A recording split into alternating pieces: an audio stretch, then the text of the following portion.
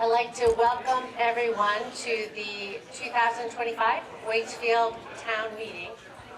And our first point of business is the Pledge of Allegiance, and I understand that Fred Messer will offer to lead us in the Pledge of Allegiance. Thank you, Fred.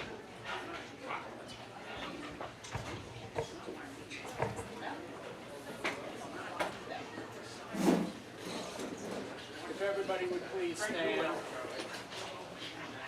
I pledge allegiance to the flag of the United States of America and to the republic for which stands one nation under God, indivisible, with liberty and justice for all. Thank you, Fred. I am Carrie Dolan, and I was elected moderator last year for the town meeting, and I'm joined here today. Can you hear me? Okay, thank you. Keep yelling at me if I can't hear me. I'm joined here today with the town select board members, Christine Parisi, Brian Shoup, Fred Messer, Chach Curtis, and Larissa Ersprung. And we also are joined by our new town administrator, York Haverkamp.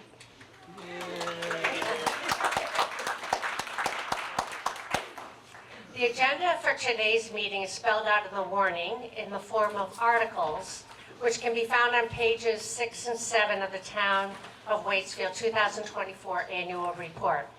The first item on our agenda is to elect a moderator.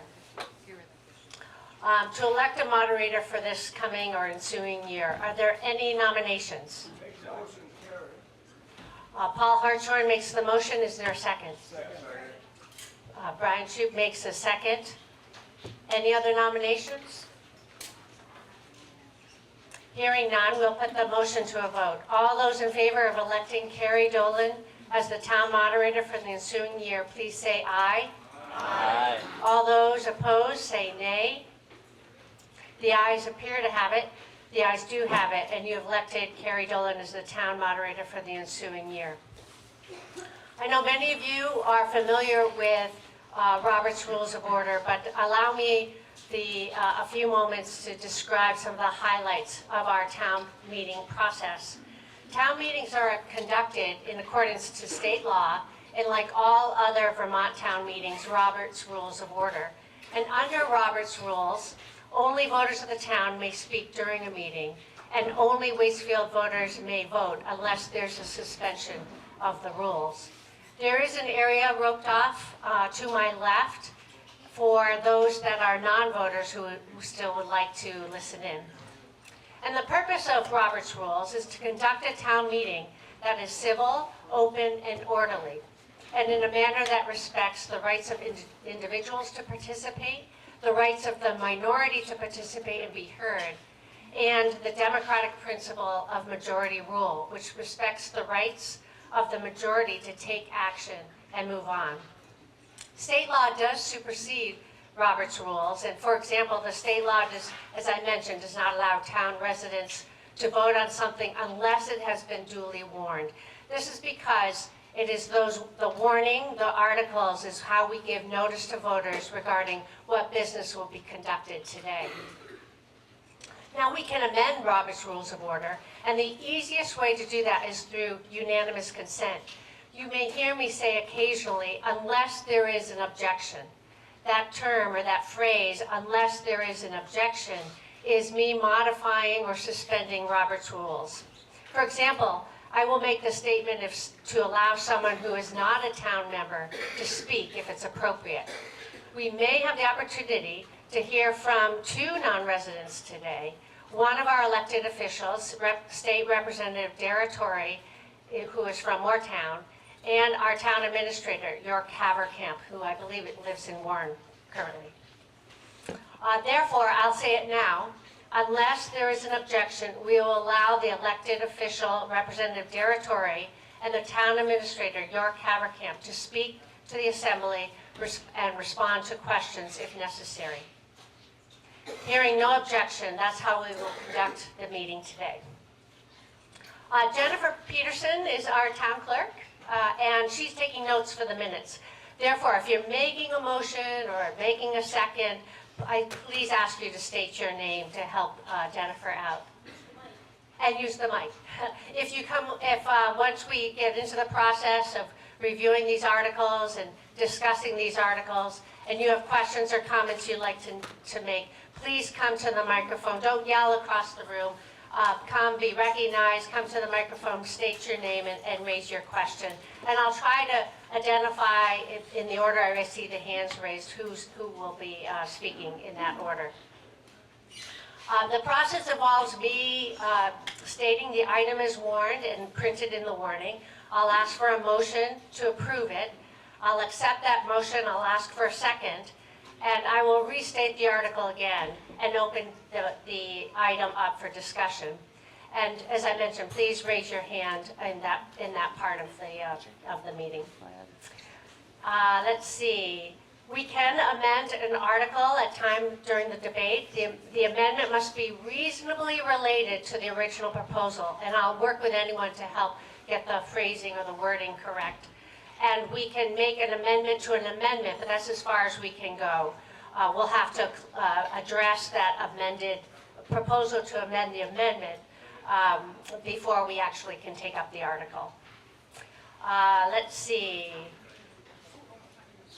Now, note that regarding any amendments to an article, a dramatic change to the article that would actually change the meaning or the intent of what's been warned is not allowed. So I would be forced to reject that motion to amend or call it out of order. And the three causes for that action is if that amendment is not germane, meaning that it would change the subject, object, or meaning of the executed article, stated in the negative, which we can help with that one, or frivolous. But if I do reject a motion based on those reasons, an individual can challenge my ruling. And if you do believe the motion is germane or relevant to that article, you can make the motion to challenge my ruling. And I would say, then put the question to the voters, shall the decision of the moderator be sustained? And there's a couple of ways to pass over or postpone indefinitely articles. One is before I read it the second time, and the second is during the debate. So if that happens, we can work our way through that process. Now, with respect to the debate, Robert Rules does specify how we are to engage in that discussion. Everyone has the opportunity to speak twice. So if you have multiple questions pertaining to a particular article, I may ask you to state them all so that you could make sure that all your concerns or questions could be raised during that first time you would be speaking. But if you end up sitting down, I will be asking anyone else who hasn't had a chance to speak to an article to speak first before you be given a second time. Now, if you want the debate to continue beyond those 2 times per person, we can suspend the rules for additional opportunities to debate. So if you feel that that would be helpful, note that I will then say, unless there is an objection, we will extend the debate. Now, this is a town meeting, although we have the select board members here. This is really the voters' meeting. It's not a select board meeting. However, because we expect a certain level of accountability and information from the select board, they do serve a very important role here during town meeting. And our tradition is to give the select board the opportunity to respond to questions and speak more than twice. So unless there's no objection, I will allow that to occur. Okay, voting is simple. Once the debate appears to have ended, I'll ask if you're ready to vote. I will restate the item, and we will have simple voice votes. If, however, we feel that it's kind of close, we can divide the House and have people conduct a standing vote, and we'll count those votes standing. Paper ballots are allowed, but I don't expect that we'll need paper ballots, but that is a possibility if someone would ask for a paper ballot. We need, I think, a minimum of 7 voters to support a paper ballot before proceeding. So once an article has been acted on, I'll then move on to the next article. So I think that's about it. My role as a moderator is to keep the conversation going and to facilitate our conversation as clearly as possible. Any questions at this point in time? Okay, so Article 2, I'm sorry. Before we proceed any further, I do want to bring to our attention that although we don't have a dedication specified in our town meeting report, we do offer a thanks to a number of town members who have really dedicated a substantial amount of time to the town, and we want to appreciate their public service. Would anyone like to speak to the appreciation found on page 1 and 2? Thanks, Carrie. I'm not sure if folks are aware of how healthy our municipal water system is. It's about 12 years old now. It's healthy in terms of the quality of the water, the capacity of the water, the services provided to users, and the financial well-being of the system. It's up to date. We're investing in the future. We have a water system that will serve the town for at least the next 50 to 100 years. And one of the reasons for that is the time that Robin Morris has put into working on the Water Task Force to help oversee the construction of the system, and also on the Water Commission to make sure it's financially well run, that we're investing in the future of the system. So I really want to appreciate Robin's term as a Water Commissioner is up today, I guess, this March, and he's not going to be serving in that capacity anymore, but we really do owe him a debt of gratitude for all the work he's put into making that system work.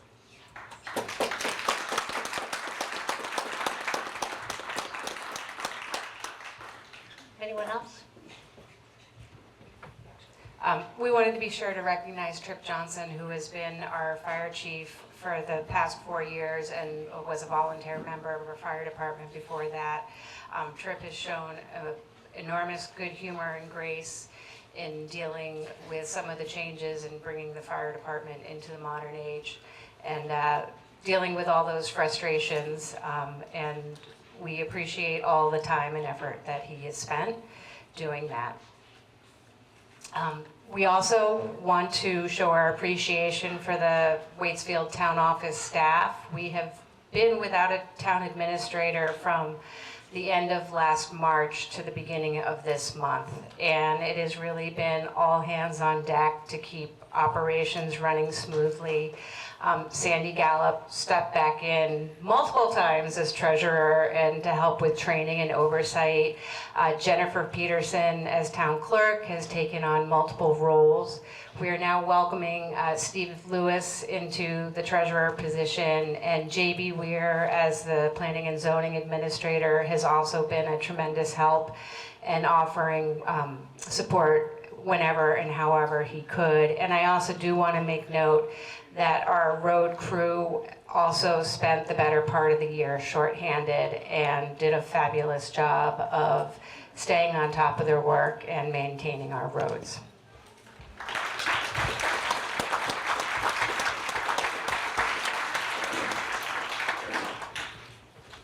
And then finally, it wasn't just the town staff who managed to keep things moving this year. Christine Parisi has been on the select board for 4 years. Most of that time she spent as chair. It's been remarkable how well prepared and she shows up to every meeting, understanding what needs to be done and how to get it done. And for the past year has really stepped into the role as not only chair, but really overseeing the operations of the town as the chair of the select board. We're disappointed that she chose not to run for re-election. Look forward to her continuing public service in the future, but we really do owe a great deal of appreciation to Christine for her work over the past 4 years.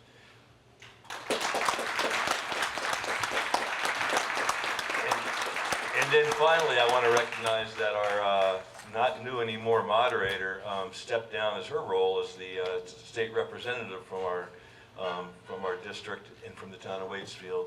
This is her first year. She's not in the legislature. She went on a skiing vacation last week, which I think was the goal. So we really want to appreciate her support for the town over the years.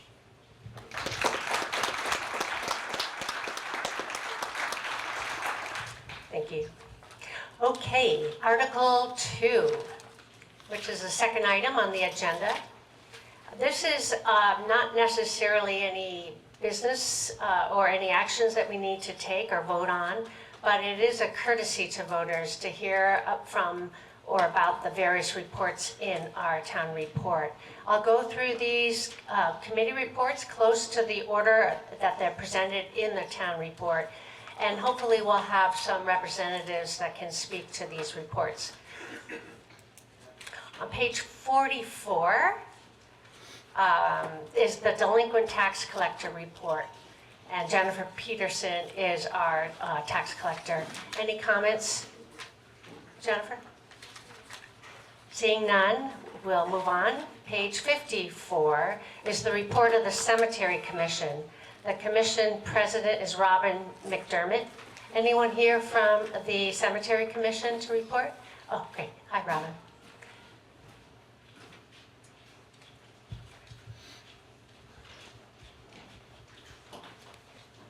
Hello, I'm Robin McDermott, and there are 5 of us on the Cemetery Commission. And just for those who might not know, we've got 4 cemeteries in Waitsfield. We've got the one right behind the fire department, the Waite Cemetery. We've got the Irisville Cemetery that has over 1,100 headstones in it. It's a pretty amazing fact. We've got the Bridge Street, it's called Mill Hill Cemetery that's on Bridge Street. And then we've got the Common Cemetery up on the Waitsfield Common. Let's see. You go by the cemeteries and you see how beautiful they are. We owe that to our sexton. We are the only town in the valley that has a dedicated sexton who handles those, who maintains them.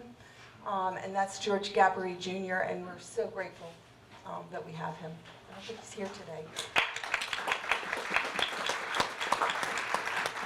And finally, another fun fact about the Waitsfield cemeteries is we are the only cemetery, we're the only town in the valley that offers natural burials. So you can read a little bit about them in our report, and you can also go online to the town website and you can read about them as well. Or you can talk to any one of our members. So Nancy Combs, I see there, she's our treasurer. Laura Bryans is our secretary, and Robin Pruce is our vice president, and Mark Peel is not here right now. But you can talk to any of us about the cemeteries. We love them, and you're going to be hearing a lot more about them in the coming year. Thank you. Thank you. Moving on, page 59 is the report of the Conservation Commission, Chair Kurt Lindberg. Anyone here? Oh, great, Kurt, thank you. Hi, folks. Good to be here. I got to look at you folks. There we go. All right. Is that better? 3 quick things from the Conservation Commission. One, last year we finished a new trail segment at Scragg Mountain Town Forest, which many people have enjoyed. This year we've filed a grant application, and we're hoping to make progress on the second addition to the trails at Scragg. They'll kind of be in the mid-mountain area. And then second item, we're going to be paying a lot of attention this year to the new town property, the fairgrounds property, which adjoins Wool Ledges. Last year we had a number of assessments completed on that property: an ecological assessment, a bird habitat assessment, a trail assessment, and also a forest health assessment by the county forester. The commission will be using that information to develop a management plan for both the Wool Ledges and the fairgrounds addition. And we will be looking for your input and kind of sharing our recommendations with you hopefully later in the year. and also providing some kind of educational walks on the new property to acquaint you with a very special addition to the town properties. Thirdly, on behalf of the commission, I'd like to thank both all the town residents for their support of our work, to the select board and all the members of the Conservation Commission. We have 9 members. They're all very conscientious and diligent. They show up at all the meetings, basically, and I think help us do good work. So my thanks to all of them. Thank you. Page 61 is the report of the Development Review Board with Chair John Donaldson. Anyone here to speak to that report? John?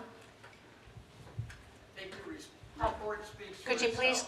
I don't have any additional comment. Thank you, John. Nice, short and sweet. Nothing to report. The report speaks to itself. Okay, page 62 is the report of the Planning Commission with Chair Jonathan Erdsprung. Thank you, John.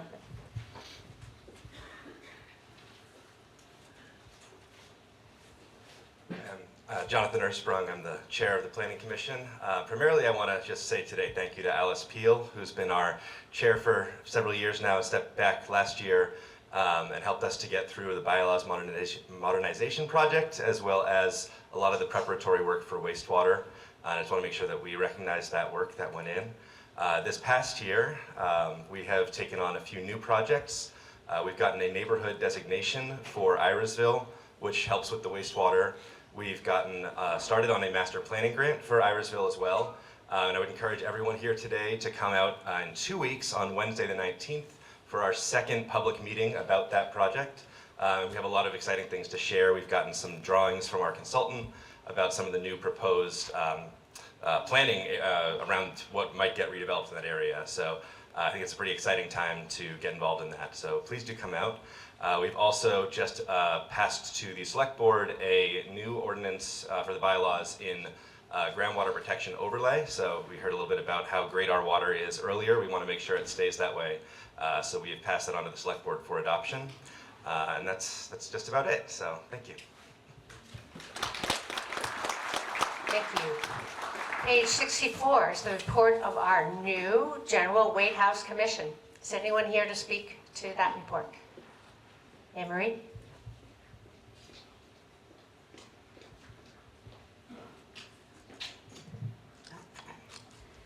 Before I speak about the commission, I just wanted to recognize that in 1791, on this day, Vermont was admitted as the 14th state.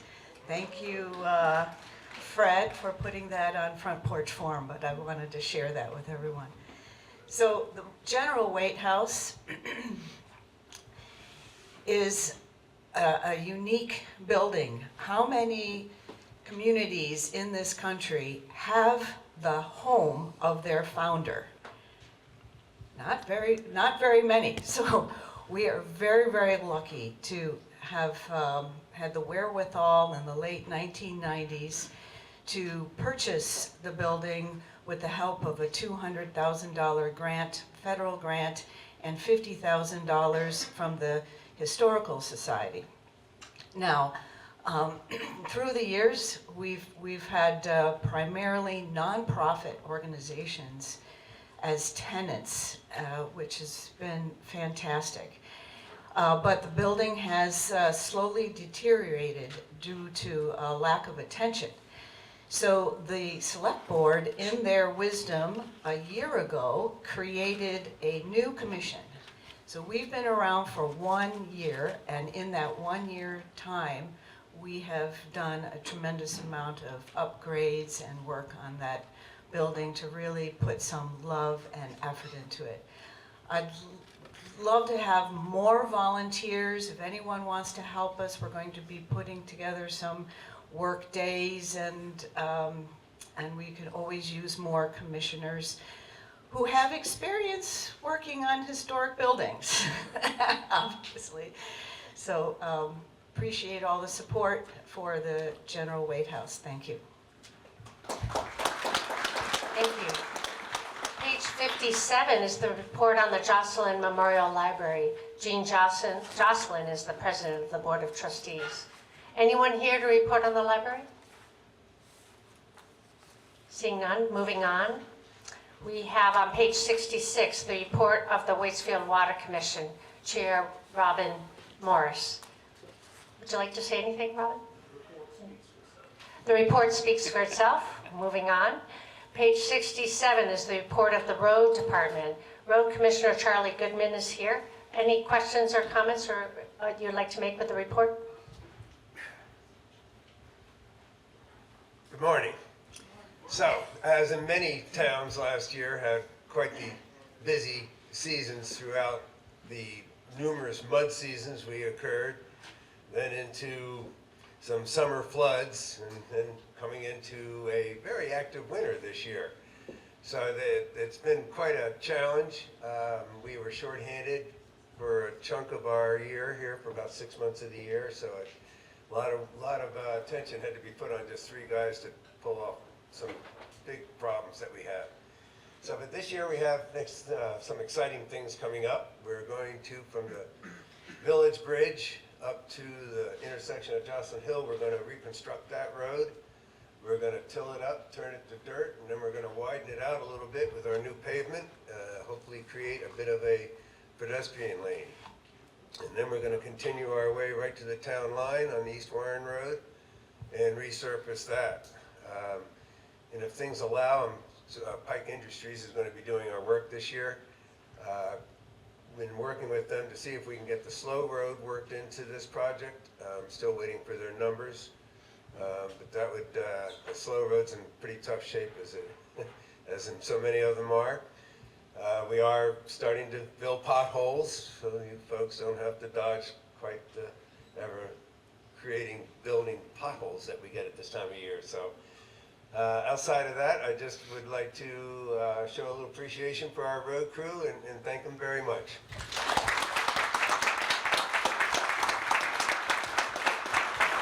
I understand there may be a comment or question by Michael Sharpie. Please come to the microphone to state your name. That almost took me in. Charlie, I just want to say that the road crew has done a terrific job. But I want to ask 2 questions. First of all, we have marvelous equipment. I mean, I see we spend a lot of money for high quality trucks, and they really do the job. I haven't seen one stuck the whole winter. And so these they know how to drive, and it's really important to have good equipment. But I want to ask you, how happy are you with the new way we're plowing the sidewalk? Is that really working out? Is that the right equipment? Are they happy using it? Yep. It seems to be doing a good job.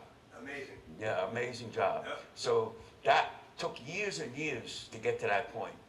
But a lot of things take forever. Yes. But I'm glad to hear that it's all working out. But I really wanted to talk about the equipment. It's so important to have modern, good, we got tough work here, and you need the best equipment, and we seem to have it. Thank you.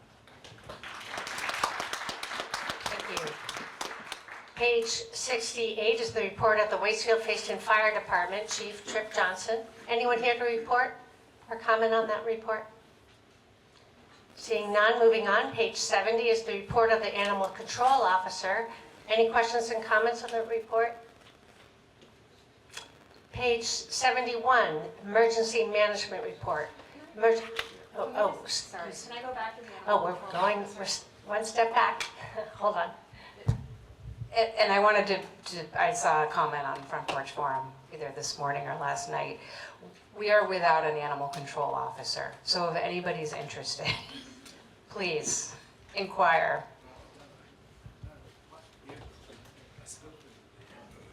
Thank you. Okay, page 71. The Emergency Management Report. We have the Director, Fred Messer, here. Any comments on the report? We've got an exceptionally large snowpack this year, larger than we've had for several years. And the Mad River is frozen to a depth that we haven't seen in quite a few years. Next few days, we're going to have some warm weather. half an inch to 3/4 of an inch of rain. I don't anticipate flooding, but you never know. And the one way that I can communicate to all of you in real time is through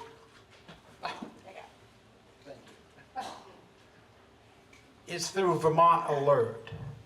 It's something you need to subscribe to. Simply go online, type out Vermont Alert, and it'll bring it up, and you can receive messages any way that you desire. Email, telephone, text. And my team is allowed to go on and generate messages and put them out in real time. So as an example, if we see that Bridge Street is going to flood, or we're concerned about Bridge Street flooding, I can put out a message to all of the subscriptees that there's something happening. The only way we've been able to communicate with the public is through Front Porch Forum or Facebook. Valley Report has been great about sending out our messages, and other social media. But this will get it right to your telephone, your computer, directly and in real time. There's some of these flyers on the table back there, and I strongly suggest everybody signing up for Vermont Alert so that we can communicate to you quickly and effectively should there be some sort of emergency here in Waitsfield. Thank you. Thank you, Fred. Page 73 is the report of the Town Health Officer, Fred Messer. Any comments, Fred? No. Moving on. Page 85 is the report of the Mad River Valley Ambulance Service, dispatcher and head of service, Sarah Van Shake. Anyone here to comment on that report? Seeing none. On page 93 is the Waitsfield Historical Society report, President Fred Messer. Any comments to that report? Okay, seeing none, on page 11 is the report of the Select Board, Chair Christine Parisi. Are there any questions or comments about that report? Seeing none, I will, there's no action, as I mentioned, that we need to take, but I will entertain a motion to accept the reports we just reviewed. Your name? Okay. Is there a second? Second. Fred Messer seconded. Okay, so all in favor, please say aye. Aye. Those opposed, nay. The ayes appears to have it. The ayes do have it, and you've accepted the report. Could I ask something more about the road? Well, when we get to the budget, you could talk about roads. How about that? Because we've already moved on to accept those reports. Okay, I see that we do have our State Representative Candace White here, who is actually a Waitsfield resident. So you may recall that this may be a good time where we could have Candace give a report. Does this work for you, or you could wait till after the next article? Carrie, Representative Torre is joining me here before 10. So Okay. if you don't mind waiting for a minute, we'd love to share the report together. Well, we'll probably wait until the end of the next article then, if that can work for you. Okay, good. Okay, Article 3, moving on. Article 3, which states, shall the voters approve a municipal budget of $2,795,116 to pay the operating expenses and indebtedness of the town, of which an estimated $2,309,789 will be raised by property taxes. Do I have a motion to adopt Article 3? Brian Shoup moved. Do I hear a second? Charlie Goodman seconded. We will now put this motion up for discussion, which reads, shall the voters approve a municipal budget of $2,795,116 to pay the operating expenses and indebtedness of the town, of which an estimated $2,309,789 will be raised from property taxes. As I understand, the select board member, Josh Curtis, will be offering a short presentation on the budget to get everyone up to speed. So if you don't mind, let's hold off on questions until after following this presentation.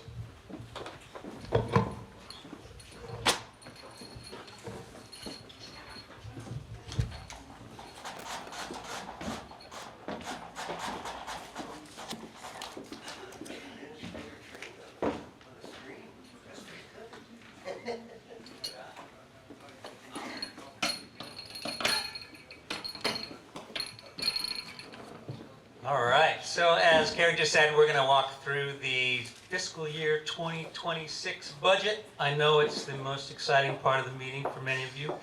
Hopefully you won't want to bury me at the end of this. If you do, I humbly request a natural burial.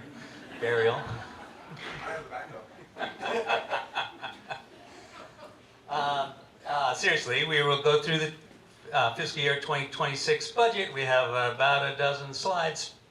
I have a couple reminders before we get into it. First of all, what is fiscal year 2026?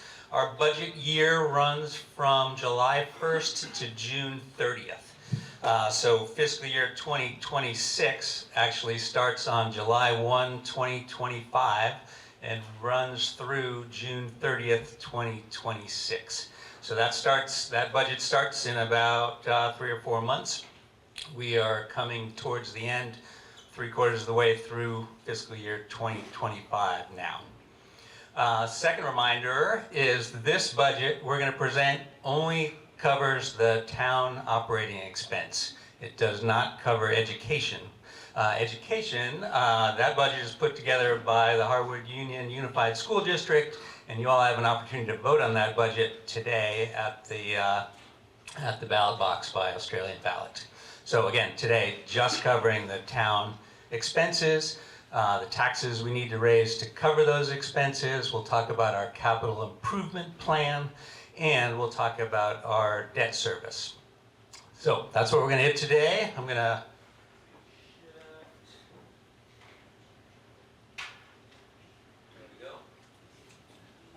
this is a quick summary, quick overview, right up front. And honestly, I feel this is really good news for the voters and taxpayers of the town of Waitsfield. Thank you, Larissa. First of all, the total budget, all the expenses to operate the town, the road department, the fire department, the town offices, etc., $2.8 million, just under $2.8 million.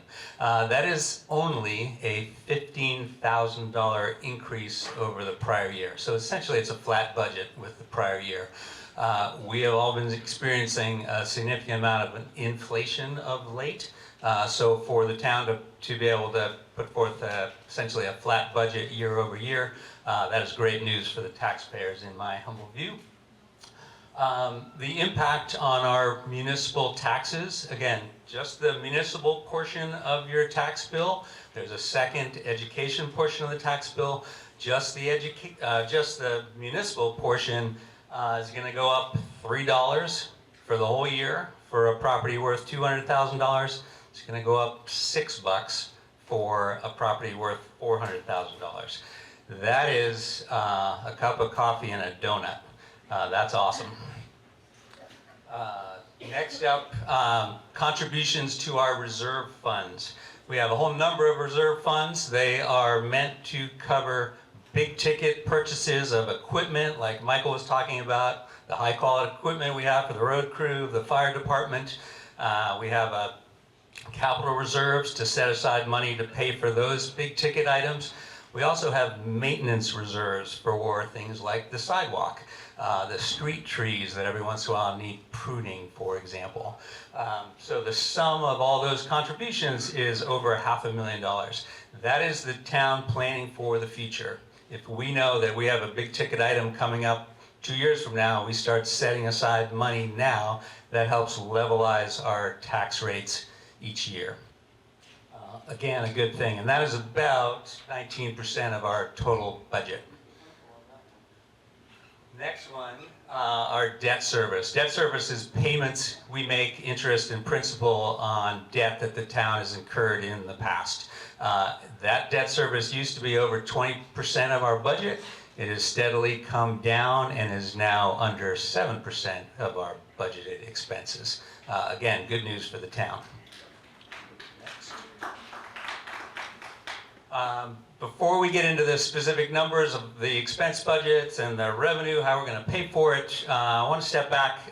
Before we ever set pen to paper, the select board works with the town staff, the town administrator, and the town treasurer in particular to put forward a budget.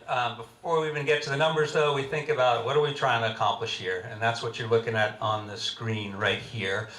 First and foremost, we understand that this is an expensive place to live. We want to keep the municipal, I'll get that right, portion of the budget as close to at or below the national inflation rate as we can. National inflation rate this year is going to be in the 3% range, so we have succeeded if our budget is only up 0.5%. Second, we want to make sure the town has the resources to withstand another pandemic, God forbid, another flood event like Irene, or a flood event last summer that hit Fayston harder than us, but you know, that's the luck, that's honestly random chance. So we need to be prepared. We need to have financial reserves to cover those risks. That's one of our key goals. Another is to invest in the staff. You all pay a significant amount of taxes.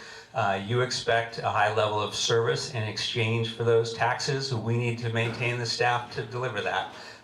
Really happy right now that for the first time in over a year, we are fully staffed. We have a town administrator, we have a town treasurer, and we have a fourth member of the road crew.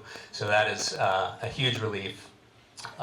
And lastly, the town owns a number of properties and buildings. The town office, the Waite House, the fire department, the town garage, etc. We need to maintain those, and eventually we need to replace those. The town garage, for example, is at the end of its useful life, and it's going to need to be replaced soon. So we need to plan for that. We need to set aside money for that.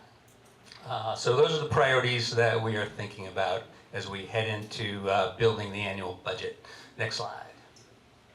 So lots of small numbers that you may or may not be able to see from where you're sitting. But we have broken the expense budget down into 7 different categories. The total is, just as we talked about on the prior slide, $2.8 million. It breaks down between town operations and administrative. That's the cost of the staff to run the town, essentially. And that is 40% of our budget, a little over $1 million. A little over half of that is salaries and benefits for the town staff. Again, those are the folks that are delivering the services to you, and that is money well spent in my view. The road department, fire department, public safety, those make up about 1/3 of the budget, 35% of the budget. Those expenses cover the staff costs, that covers the materials costs, sand, gravel, etc. That also covers maintenance of that very expensive equipment in both the fire department and the road department. Capital reserves, we talked about a second ago. We are setting aside money for future big ticket purchases, like next year in the 2026 budget, we'll be purchasing a new pump truck for the fire department. That's a $500,000 plus expense that we will share with Fayston.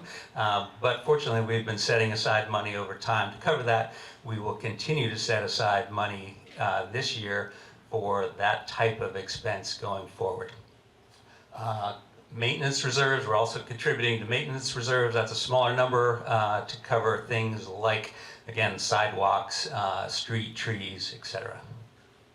And finally, the debt service, that again has come down to less than 7% of our total budget. It's about $185,000. You'll see in a future slide, it used to be over $400,000. When we have a lot of debt and we have to pay that much debt service, we crowd out all kinds of other things we would rather be doing with that money. So it is awesome that we've been able to bring down the debt payments as low as they are now. Next slide, please. This is really just a graphical representation of the exact same numbers. The takeaway here for me is 3 big pieces. You've got the town operations is about 1/3 of the budget. You've got fire, road, public safety is about 1/3 of the budget, and then you've got reserves and debt service is about 1/3 of the budget. So easy way to think about it. Next slide, please. Now we're going to hit on significant changes in the budget from last year. Some things go up, some things go down. Again, keep your eye on the prize. The big picture, the budget was essentially flat. It was on a $2.8 million budget, it was up $15,000 from last year, or less than 0.5%. Some items moved significantly, but the net came out to just about flat with last year. Big ones to highlight here on the increase side, things that are costing more this year than they did last year. Employee benefits. The biggest piece there is health insurance premiums. I think we've probably all experienced that in this room, but we saw a huge increase, 33% increase in health insurance benefits, about $75,000 in a single year. That is not sustainable. Hopefully that will moderate going forward. The bottom line, the miscellaneous, that looks like a monstrous increase. That is actually a new line item being added to the budget. It's a $15,000 line item to fund the cemetery commission. That's basically funding the maintenance and upkeep of the 4 cemeteries that we heard about earlier from Robin. And on the decrease side, town meeting, it's a small number, but if you remember last year, we had a federal election. We had 3 or 4 school budget votes. We had a special vote for the wastewater project. We had a lot going on. We have less going on next year in 2026, so that budget number comes down. The biggest one on that list, I think, is town clerk. That's essentially we had planned in this year, 2025, to hire an assistant administrator. We did not hire that role because of the vacancy in the lead administrator that assistant would work for. So we held off on that, and we actually took that out of next year's 2026 budget. So that's why there's a significant reduction in the town clerk and treasurer. Delinquent taxes, that's going down. The cost to the town is going down for a very good reason. You all and your neighbors are paying your taxes when they're due. That's awesome. That line item is actually a percent of the unpaid taxes that are collected. So the more people pay their taxes on time, the less that line item is going to cost. So that's great news for us. And contributions to capital reserves. We talked about the purpose of those reserves a second ago. You're probably wondering, based on my earlier comments, why is that number coming down? In aggregate, it's not, and I'll explain that in more detail in a second. We are essentially using some of prior year's budget surpluses to fund a portion of our contributions to capital reserves, again, to buy things like fire trucks, etc. So in aggregate, that number is actually going up. The part that we're funding from this next year's budget is going down. Clear as a bell, I'm sure. If you hit the next, please. This is looking at just historical trend line of where we've been over the last 5 years from a budget perspective. Back in 2022, our budget was $2.1 million. It has honestly grown steadily over the years to $2.8 million projected for next year in 2026. You know, that's a substantial increase. Think about the increase in your own personal expenses at the grocery store, at the gas station, et cetera. Everything's a little bit more expensive, unfortunately. What I hope you'll notice is that things level off, in particular this year.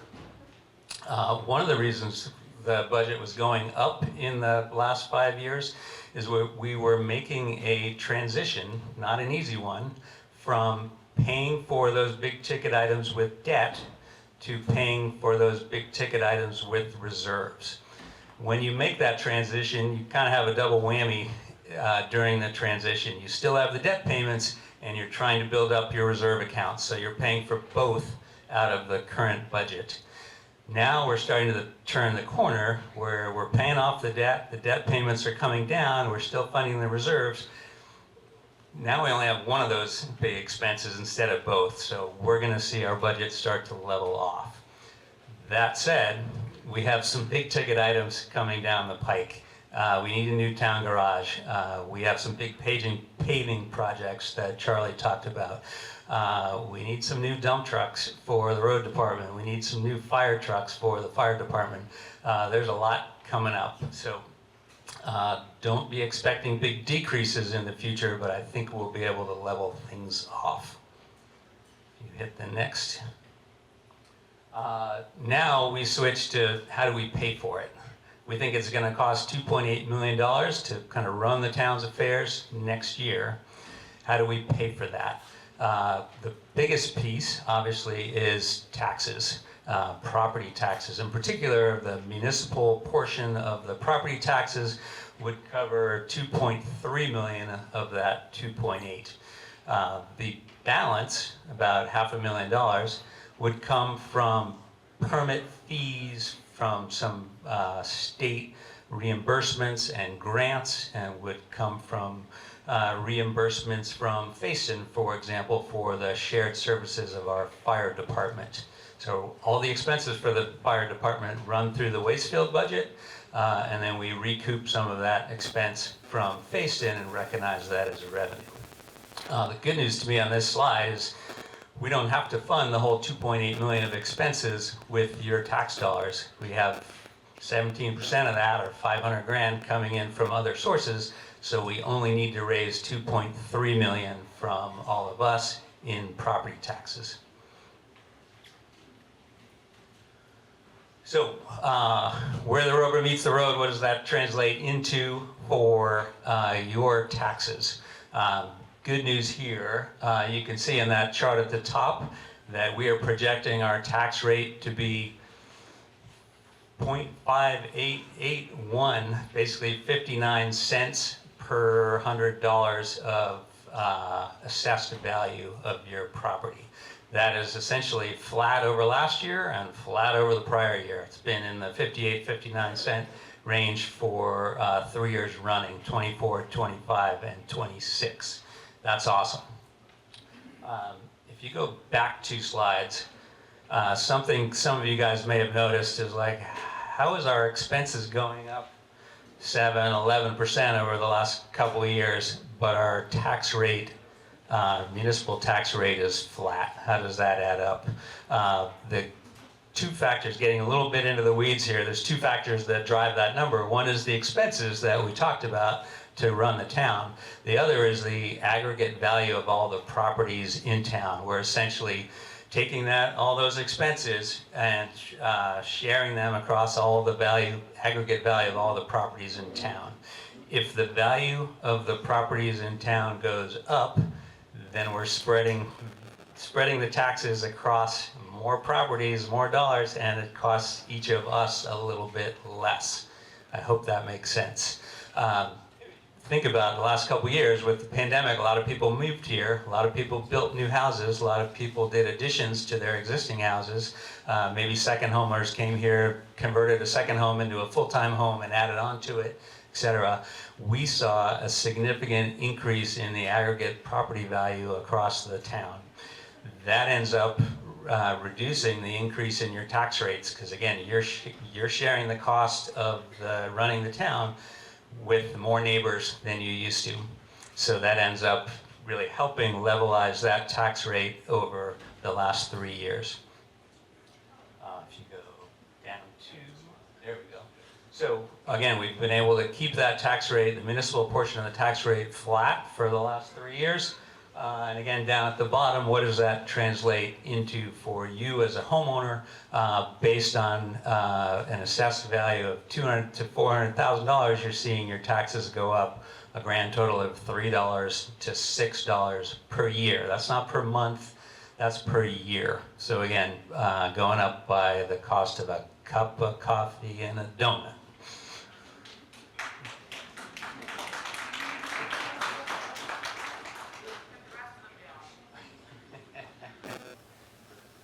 I think you're actually going to see good news there as well, but that's not our job on the select board.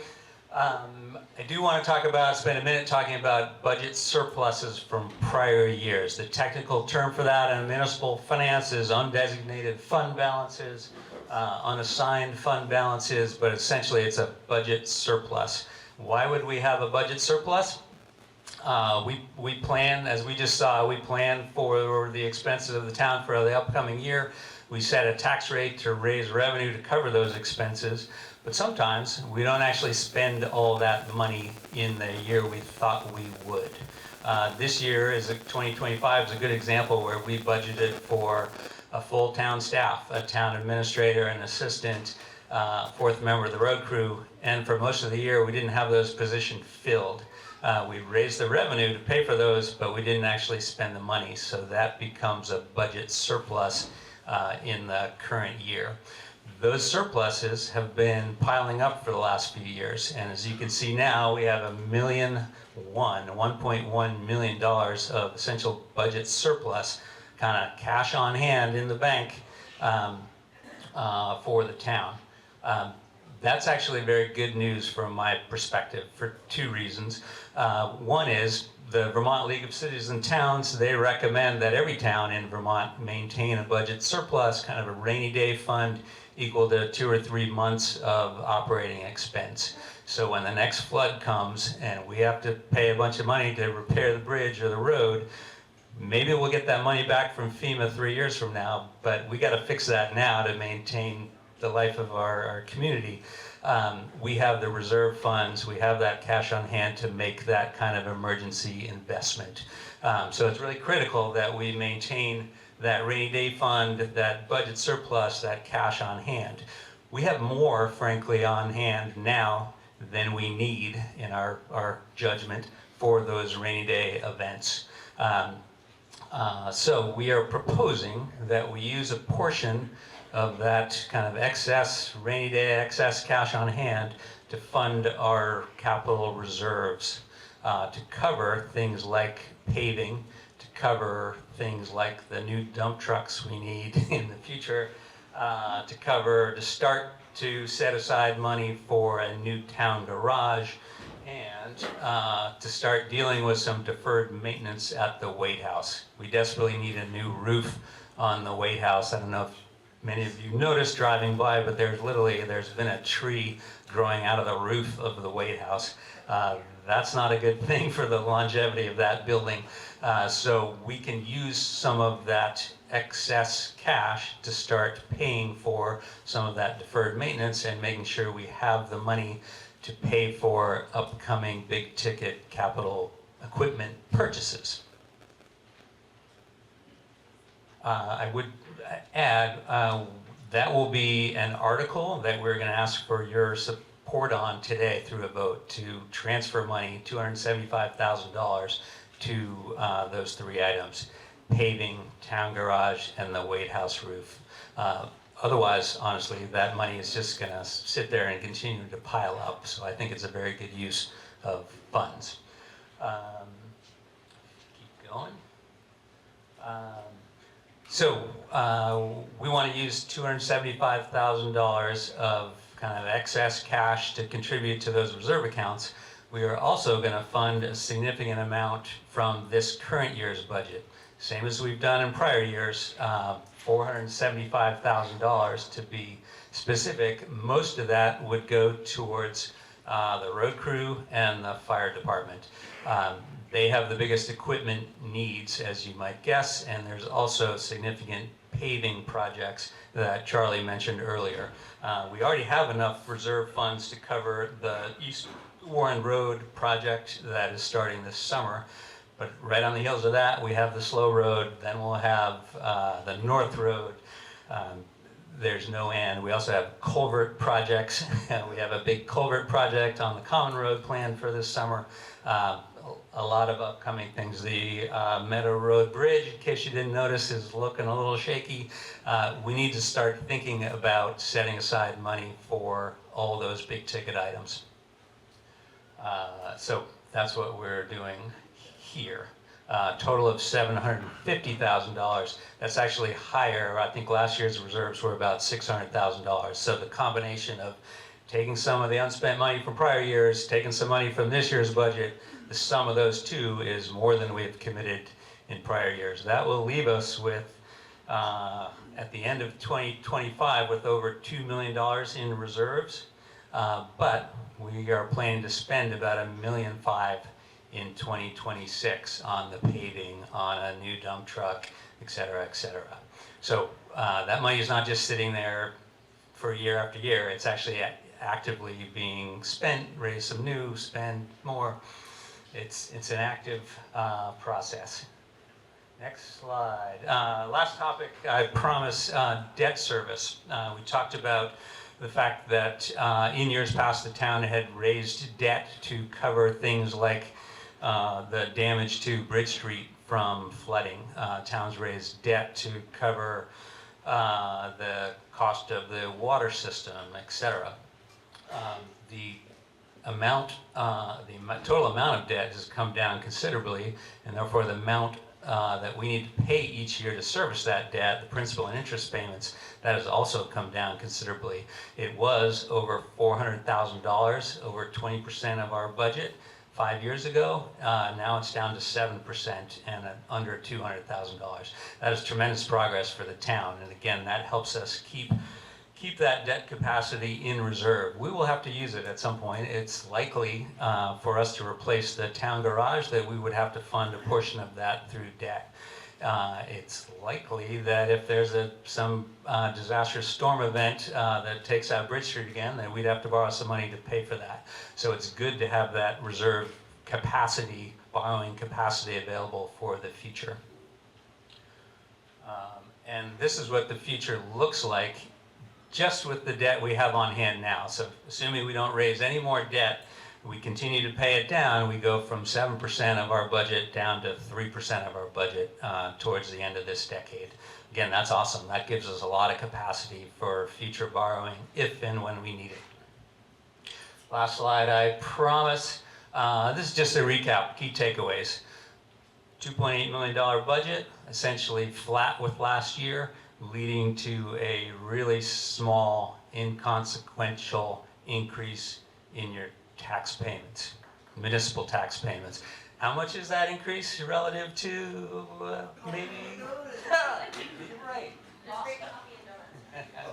Yeah. We are continuing to fund reserve accounts, as we've talked about significantly. Even though we have a flat budget, we are actually increasing the funding to those reserve accounts, and we are bringing down the cost of our debt payments. So all good news, I feel, for the voters. I'm particularly excited that we have a new town administrator and a new town treasurer to continue the good fiscal financial management going forward. And I'm hugely thankful to Brian Shoup, wherever he is, there he is, for doing a ton of work to put this budget together in the absence of a town administrator. So thank you, Brian. Thank you for your patience.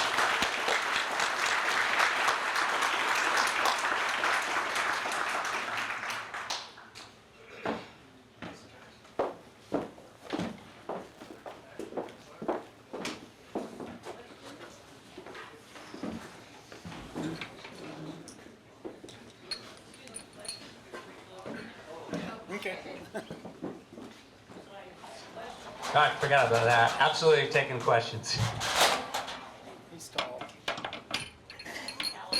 Waitsfield, I'm just curious about the transfers into the capital. Hold on. Oh, you Let's the moderator should moderate the questions, please. Moderate, Thank you. please. Yes, please. Alice Evans in Waitsfield. Question related to what I think was the third to the last slide, the one about the transfers into capital reserves, and then there was a pie chart showing that you expected to spend most of that on roads. I did not see the White House repair there, the roof repair, even though it was alluded to in a way, and we know about the tree growing. Is there any plan in this budget to do that roof repair this fiscal '26? Thank you. Yes, Alice, it's not in the annual town budget, but when we get to Article 7, we're asking for the voters to authorize the transfer of $75,000 to the White House Reserve.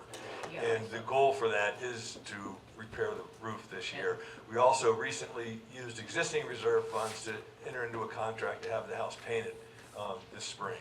That So- even goes beyond my question, thank you. I did vote, so I had a chance to see that before, but I wasn't seeing it quite in the slides, and I thought maybe it's dropped through the cracks and that, or the tree has fallen on the roof. Yeah. Thank you for answering. Thank you. Any other questions on the budget? Yes, please come down to the microphone. Oh, hold on, Michael. Sorry, Mike, first.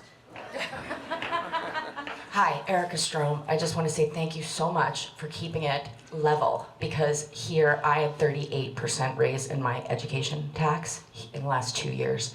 So it would be unaffordable for me if you continued to raise that. And I very much appreciate all the hard work that you did to do that as the town. And I just want to say thank you all for showing up. Please tell your neighbors, this is the most important thing that we do in the valley, and we still see the same people 20 years going. Tell your neighbors how important it is to come to this meeting and to be part of a society, a small and our little valley. It's vital at this time. And thanks for all the work that you do. I know it's all voluntary, so. Thank you, Erica. Yes, Michael, come to the microphone, please. I thought that was a very good presentation on the budget. What is the actual growth in assessed real estate in town? How many new buildings have been built here? And you say there's more, you're spreading out over more buildings. How much increase, it's mostly homes, how many homes were actually built here? Would anyone like to answer or speak to that? Yeah, honestly, Michael, I don't know the exact number of new homes that were built, but the increase in the grand list value was about 2%. We project about 0.3%. So it was, the actual growth in the aggregate value of all the properties in town was like 6 times more than we had projected. And that would translate into. So are you saying that all the property in town has been reassessed up to current value?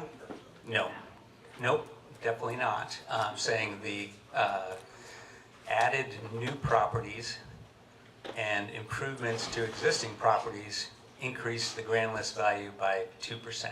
We have not done a reassessment in years and are on the hook to do a reassessment soon.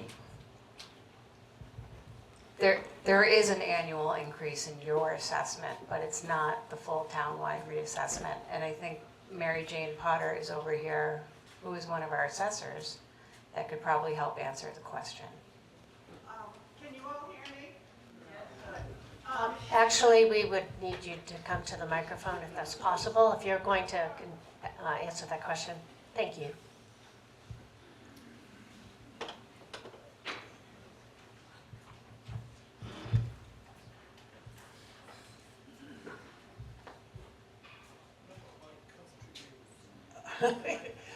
Hi, I'm Mary Jane Potter. I'm the assessor in Waitsfield.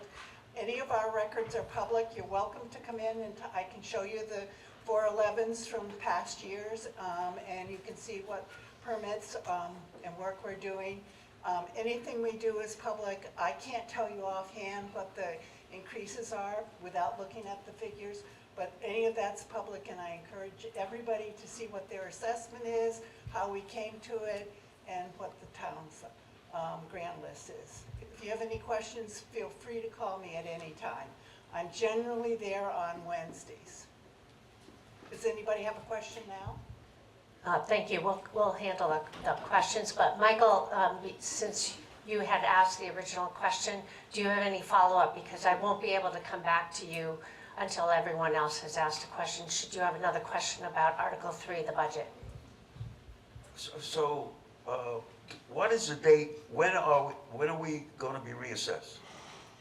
Is that known, is that a known thing? I believe the crew, the listers have put together an RFP for a townwide reassessment.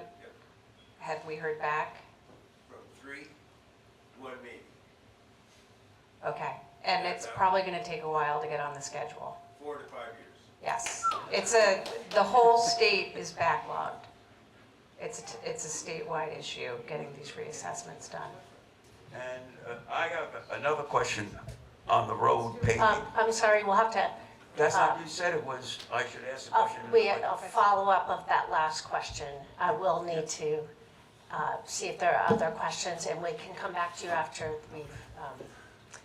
we've had other folks, give the other folks the opportunity to ask questions. Anyone else? Oh, yes, please come to the microphone and state your name.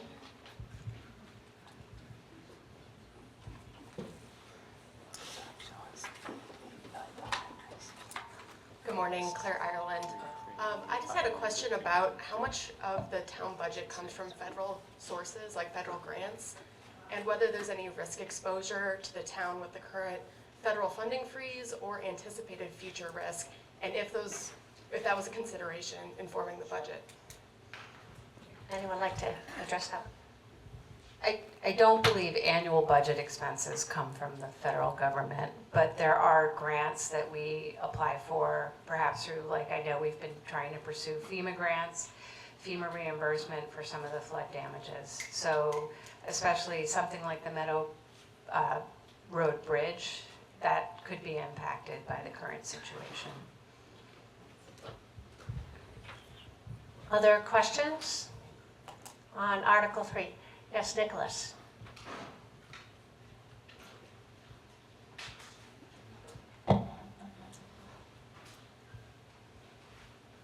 Good morning, everybody. Thank you for your wonderful work. Charlie, I was wondering what's going on with Jocelyn Hill Road?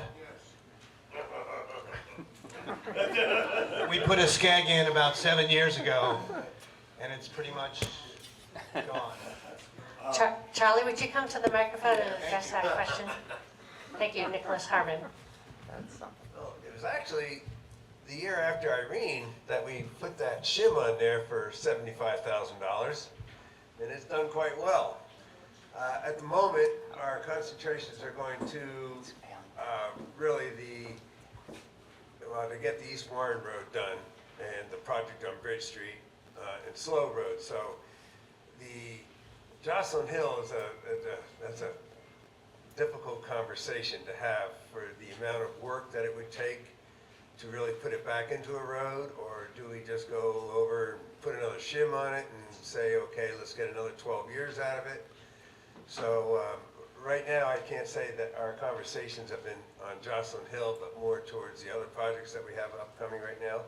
But we haven't forgotten about it. Trust me, in our road department, our crew reminds me of the road all the time as they attempt to maintain it. So it's not forgotten, but it's not in this year's thoughts, that's for sure. But it's there. So yeah, I hope that helps you. Thank you. Any other questions or comments on Article 3, the budget? Yes, Michael.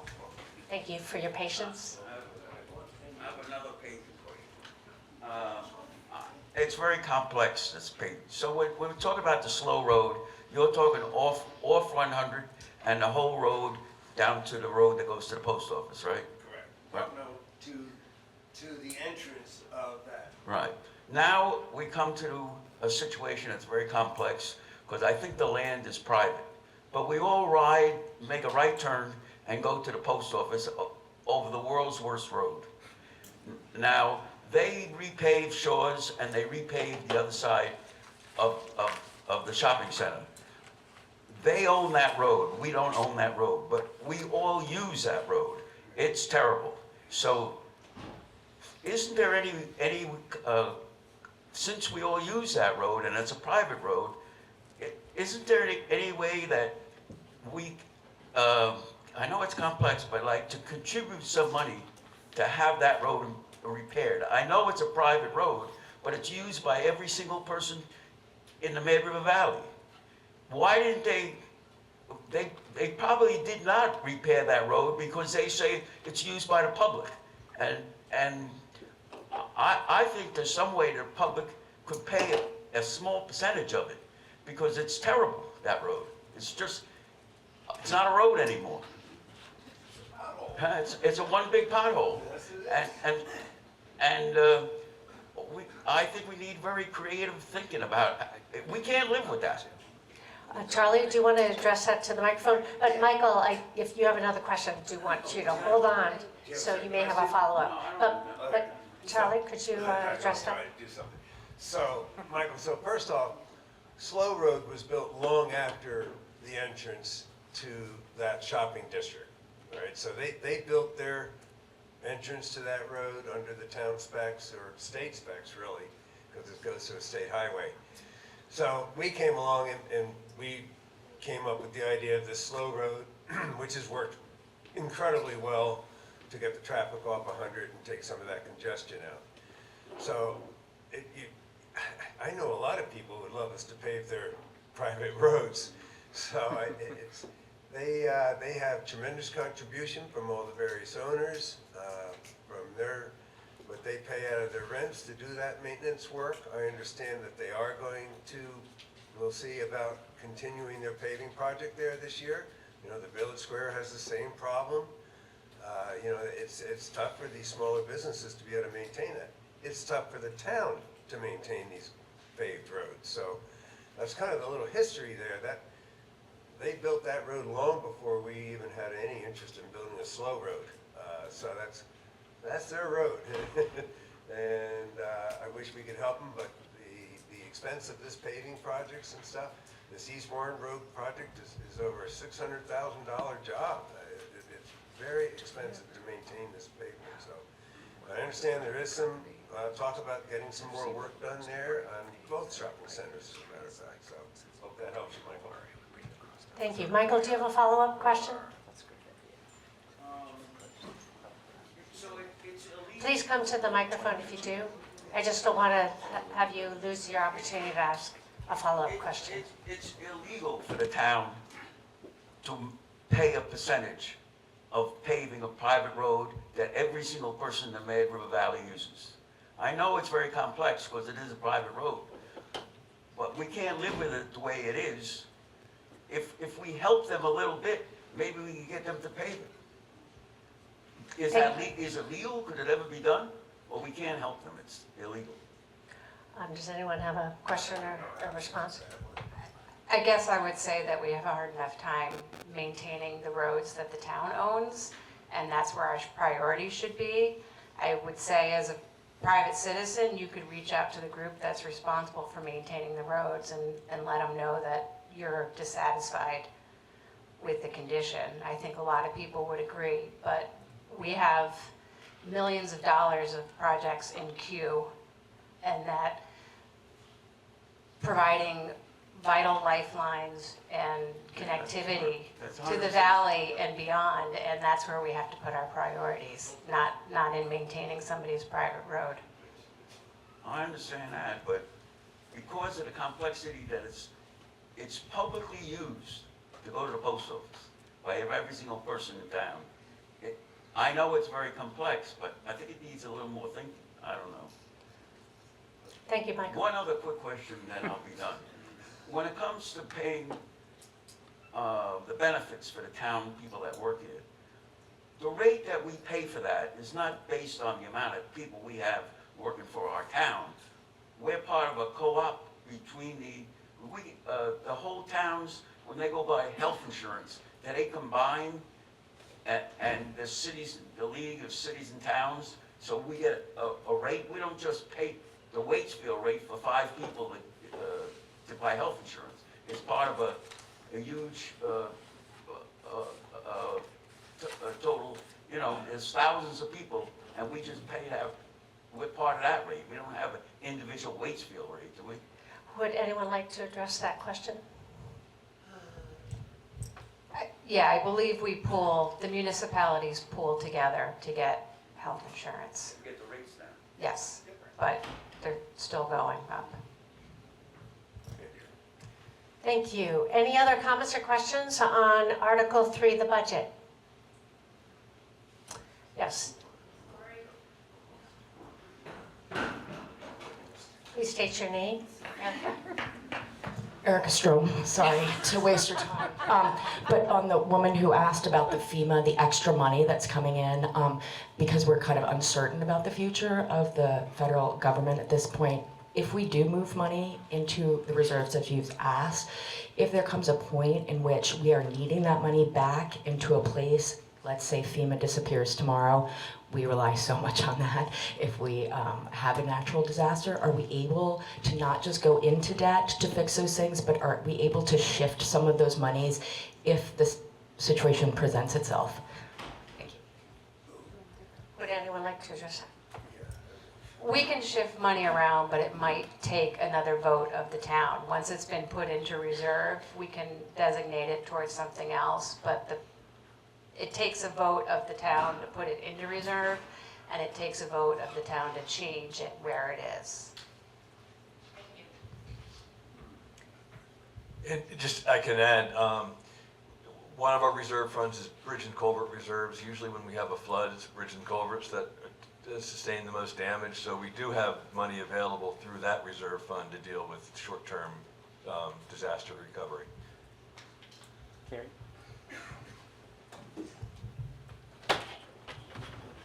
I just wanted to add, one of the reasons we didn't see a lot of damage in this summer's flood is thanks to the diligent work of our road crew. They are keeping our culverts clean, they're keeping our ditches well maintained. So we suffered very little damage this summer with the flooding, so that's amazing. Thank you to Charlie and the crew.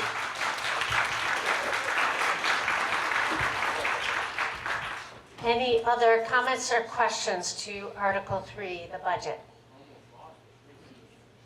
Seeing none, are we ready for a vote?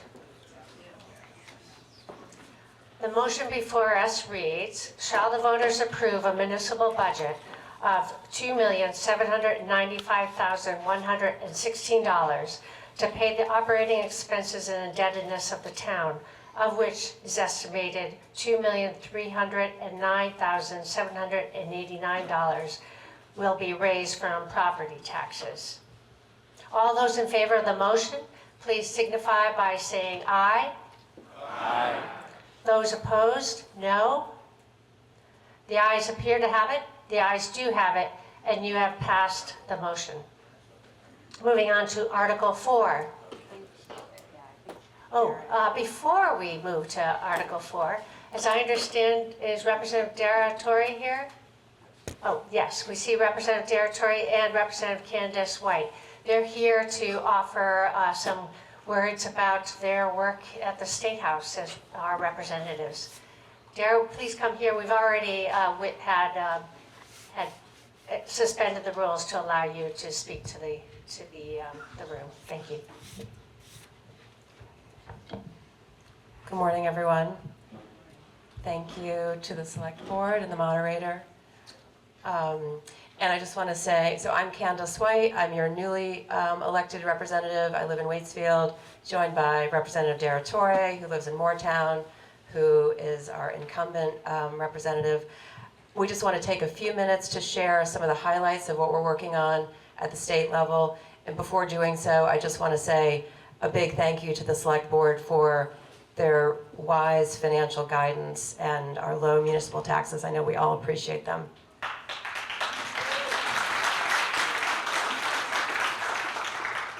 So I want to talk just briefly about, well, first of all, Dara and I have put together this one-page report. It's front and back. There are copies over in the corner, kind of as you leave on the table. Please pick this up if you're interested in hearing a little bit more about what we're working on. We also both have websites. We have social media. We try to have public forums once a week or so. so trying to give you all an opportunity to talk with us and find out about what we're doing. I want to talk briefly. So our session started in early January. One of the first things we did of much import was we voted on the Budget Adjustment Act.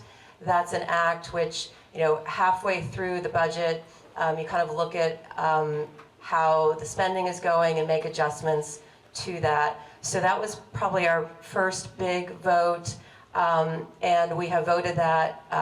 It's now in the Senate.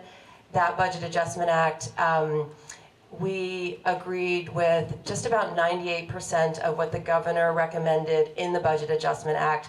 There was one provision that we put forth that the governor was not in support of, and that was to support extending emergency housing from the end of April until the end of June. And our rationale for that was that there were about 450 school-aged children with those families living in emergency housing, and we felt like it was the right thing to do to spend a little bit less than $2 million to extend that time frame for 2 months so that those 450 children would not be displaced out of their schools before they finish for the year. So that was the rationale. I know that some of people on the other side of the aisle and the governor have not been happy with that, but I just, I want to speak to the effort for collaboration and knowing that, this is a new year and we have a lot more Republicans in the House and we're really trying to work together across party lines.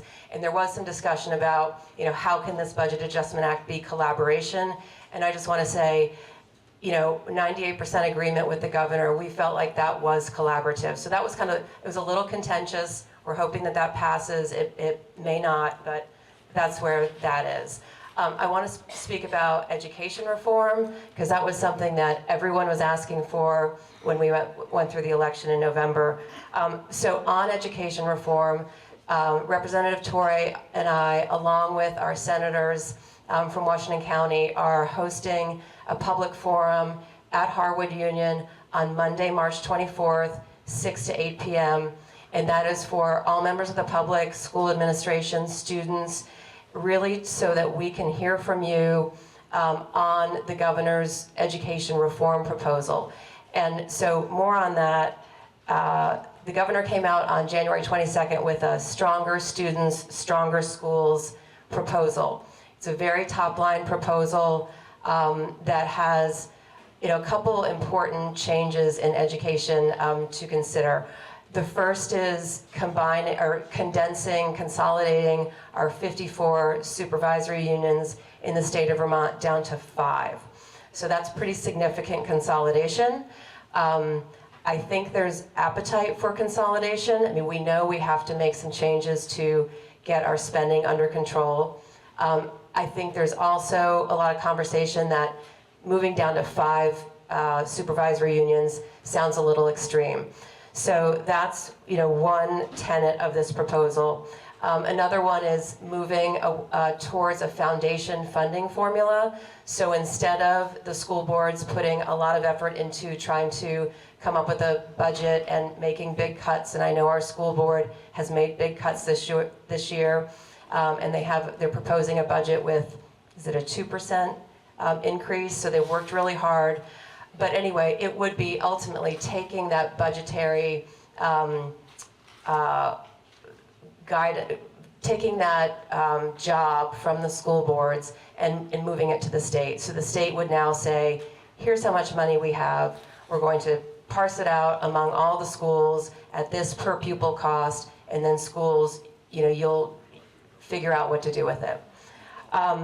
Governance in the governor's proposal, the governance structure is changed considerably. So again, going from 54 down to 5 or 5 or 10 or 12 supervisory unions, the proposal is that each supervisory union would have one school board, and there would be advisory councils working with those school boards.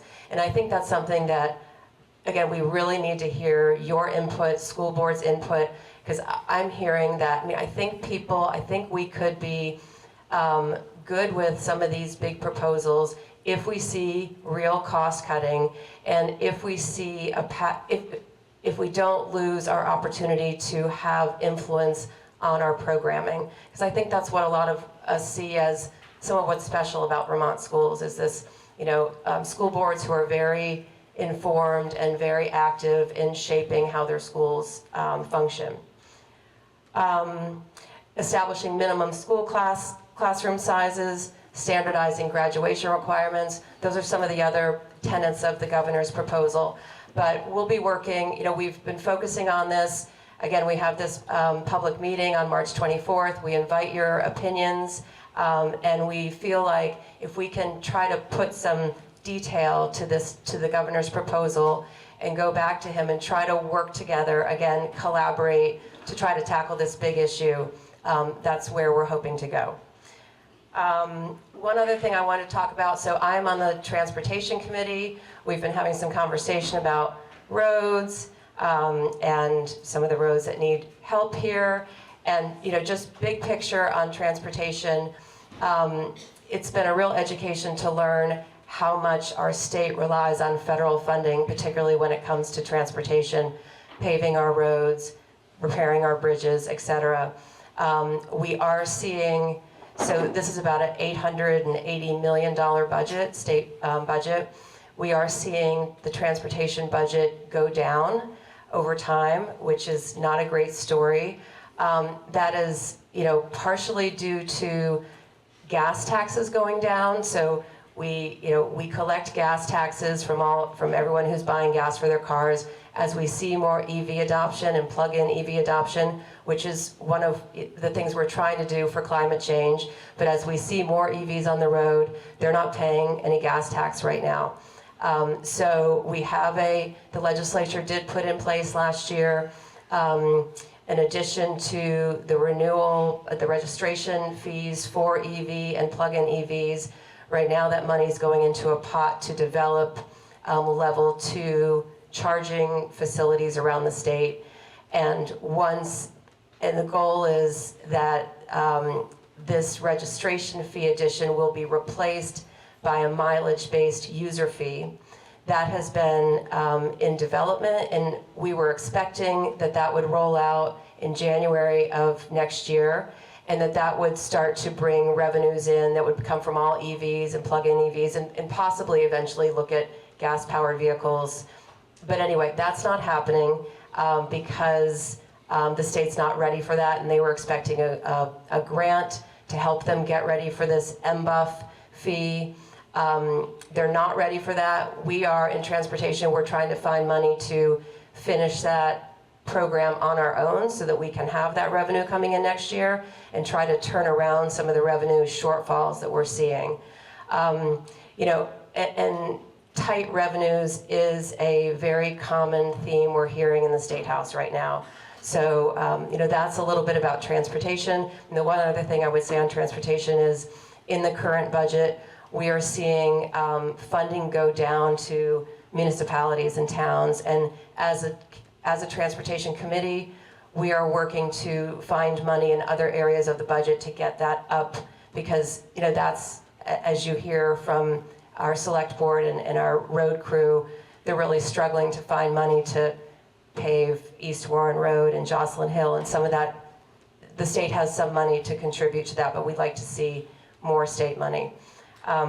So that's just a little bit about those 3 topics, and I want to turn it over to Representative Torre, and thank you very much. Oh, okay.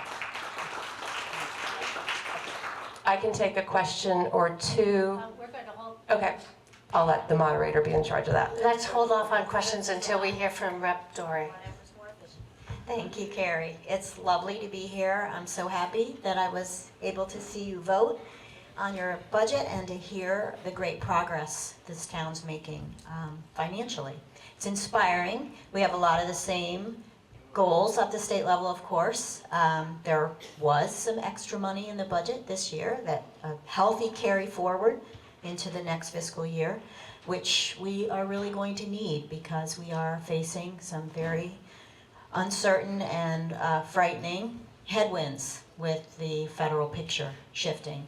at the same time that we have this urgency around education reform and healthcare. So the combination, I will not lie, has been pretty overwhelming. I think a lot of us in the State House are trying to get our feet under ourselves. A lot of people are new, as Candace mentioned. And so there's a lot of learning going on. We're a little slower than usual as a result. And the ambition is very high. The education proposal that you just heard about is very ambitious, very involved, and just landed last week.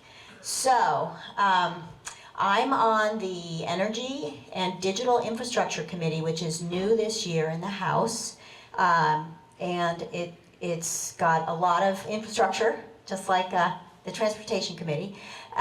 So it's energy, telecom, broadband, and digital infrastructure. So the latter is an area that is new to me, but is a very big part of our state government and making all of our agencies work better for Vermonters. So that's a really important part, and one of the first things we did, the only thing we've done that we voted out of committee so far, is a oversight bill for the Agency of Digital Services to help us better manage how those projects get developed. They're very complicated projects, a lot of things happen.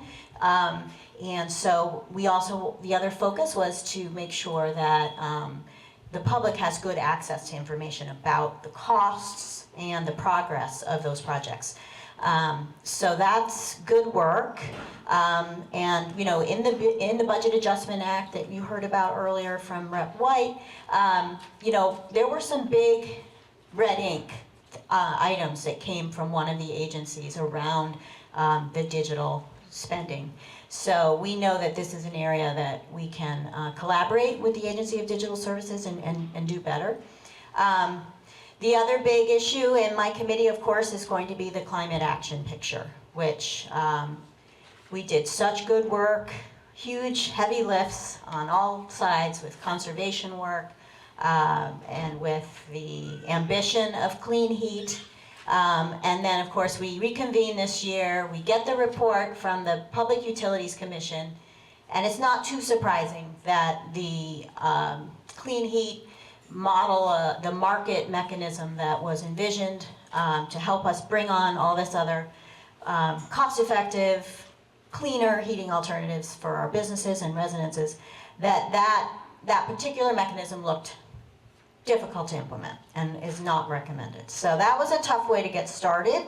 And now we are being asked to actually scale back some of our ambition around climate, and the reason we're being told that is that there could be affordability issues. So that's the big balancing act for us, is how do we continue to do the right thing for current Vermonters and future ones, and meet the obligations that we have, while doing it in a way that recognizes some of the constraints that are real and emerging on the scene. So my committee will be taking really deep, comprehensive testimony, wanting to hear from everybody, looking at the numbers to make sure that changes are done that make sense and keep us on the right trajectory.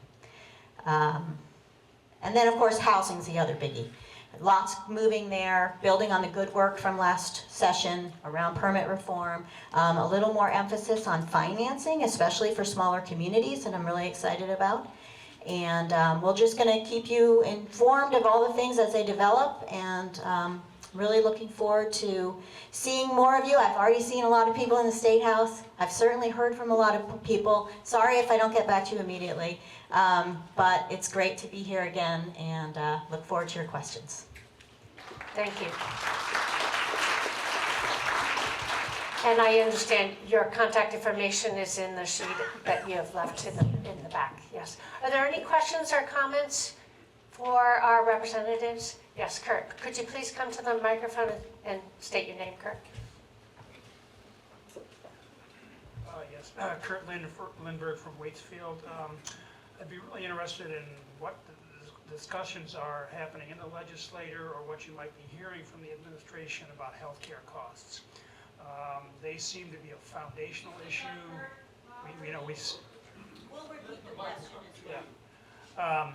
It seems to be a problem that the school districts face, the towns are facing, and it's a big deal. And so what's going on, and are there things we can do to be helpful to get the issue addressed?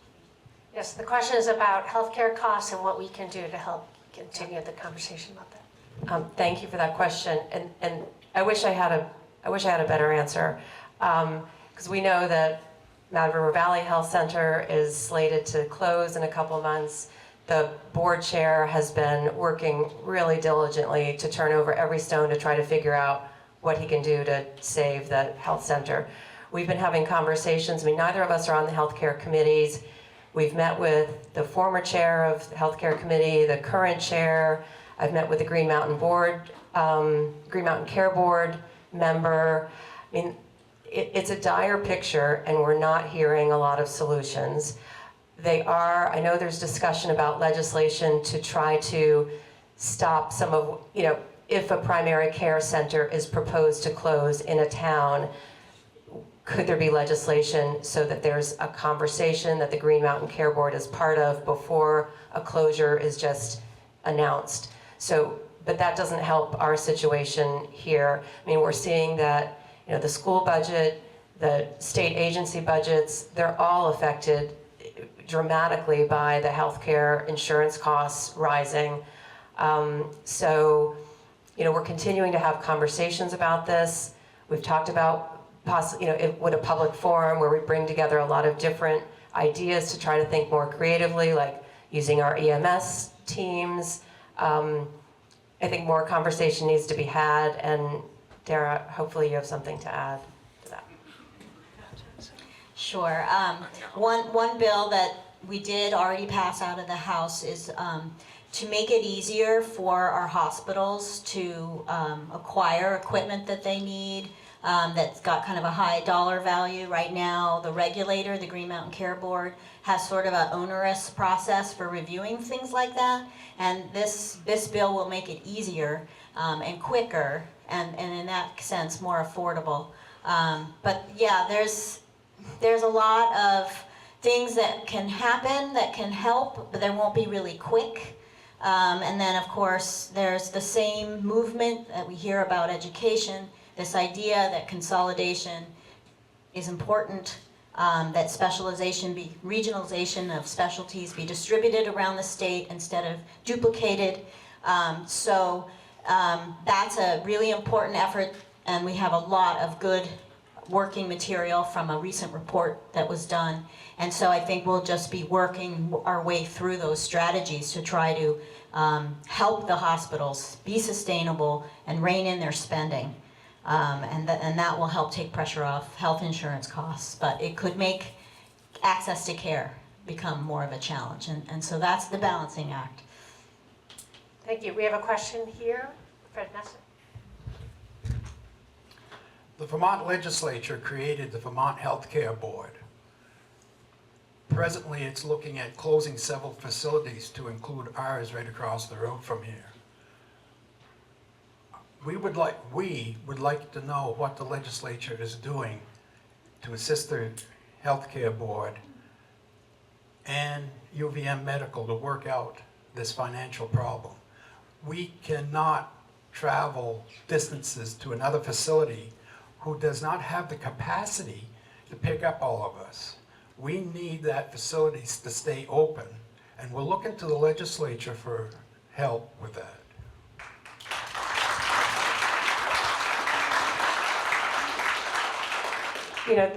The Green Mountain Care Board was set up to regulate, to a certain degree, the hospital, Green Mountain Medical Center, UVM Medical Center. Everything that I have learned from the Green Mountain Care Board reports and from conversations with them points to UVM Health Network having very high costs. Some of their costs are going to New York State. That seems to be a real, we can't really get a right answer, but everything that I've learned and everybody I've spoken with continues to point to UVM as having, these egregious costs, and that instead of when you look at health centers, like there are a couple hospitals in Boston, I think Brigham and Women's and Mass General, they're facing a similar deficit. But their choice, their reaction was to cut administration, not to cut primary care and dialysis units. So I hear you. And I wish I had a solution. All I'm saying, the healthcare committee is taking testimony. They're trying to, get as much information and figure out what they can do. And as I said, they're proposing some new legislation to try to stave off situations like this. I mean, unfortunately, another representative on the healthcare committee, she's a nurse, her husband's a doctor, they came from Bellows Falls. Their clinic was closed several years ago. So we are another, data point in this bad trajectory, and we need to turn it around. And, unfortunately, it's not on the governor's priority list. It wasn't like at the top. I mean, education reform is definitely at the top. So trying to recognize, like, we didn't come out of the gate with this, working on a solution with that. So we're just trying to keep in the conversation and talk to people. I know that's not a great solution. I know it isn't a solution, but we hear you. Other questions? Yes, I think we have one more.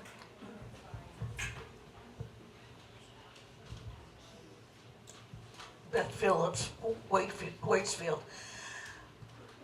Can't the care board do something about UVM using a lot of money to buy places over in New York State? I mean, as far as I can see, University of Vermont, in a sense, is an arm of the state of Vermont. So, why are they buying places in New York? And if they're an agency of the Vermont, can't the care board do something about them using revenues to buy places over in New York State? Thank you, Beth. Would you care to address that? And if not, maybe you could get back to Beth. My understanding is UVM is a business. I mean, they're making business decisions, and that the Green Mountain Care Board does not have the ability to tell UVM Health Network what decisions they have to make. So, Dara, do you have anything to add? Well, I mean, the issue of the care board's authority is definitely on the table, and there's a lot of different strategies and ideas right now to how to help them do their job better. It's a hard balancing act with a private business. It's UVM Health Network is not an agency of the state. It's not receiving any money from the state. So there's, but yet it's, providing an essential good, a common good.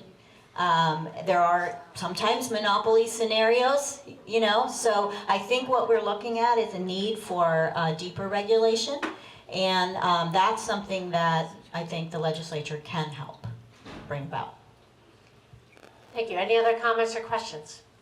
Yes, Erica, would you come to the microphone, please?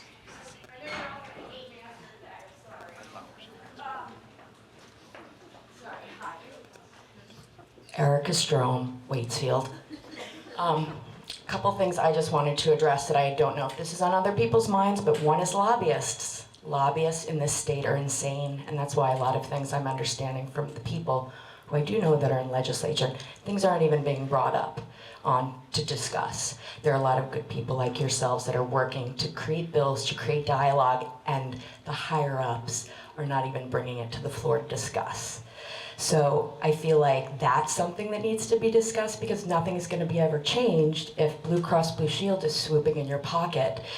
We're just having like this conversation's silly, because we're not really addressing the things that need to be addressed. The monster, UVM, Blue Cross Blue Shield. Secondly, when are we going to start waking up and discussing second homeowner taxes in the state? Many other states who are high tourist places create a lot of revenue from their second homeowners in the state. Second homeowners, third homeowners, fourth homeowners, 5 homeowners.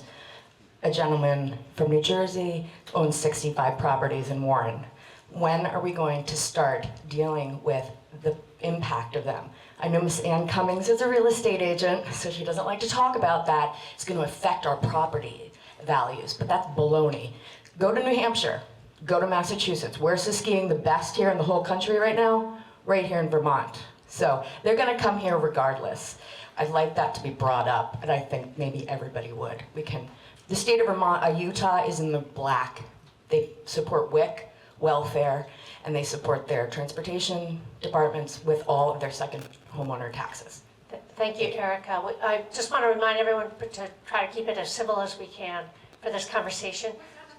So the first question with respect to, well, if you could address those two questions. So, thank you, Erica. So on the question of second homeowner taxes, those are being addressed in certain areas of the legislature. I know the Ways and Means Committee is looking at tax reform.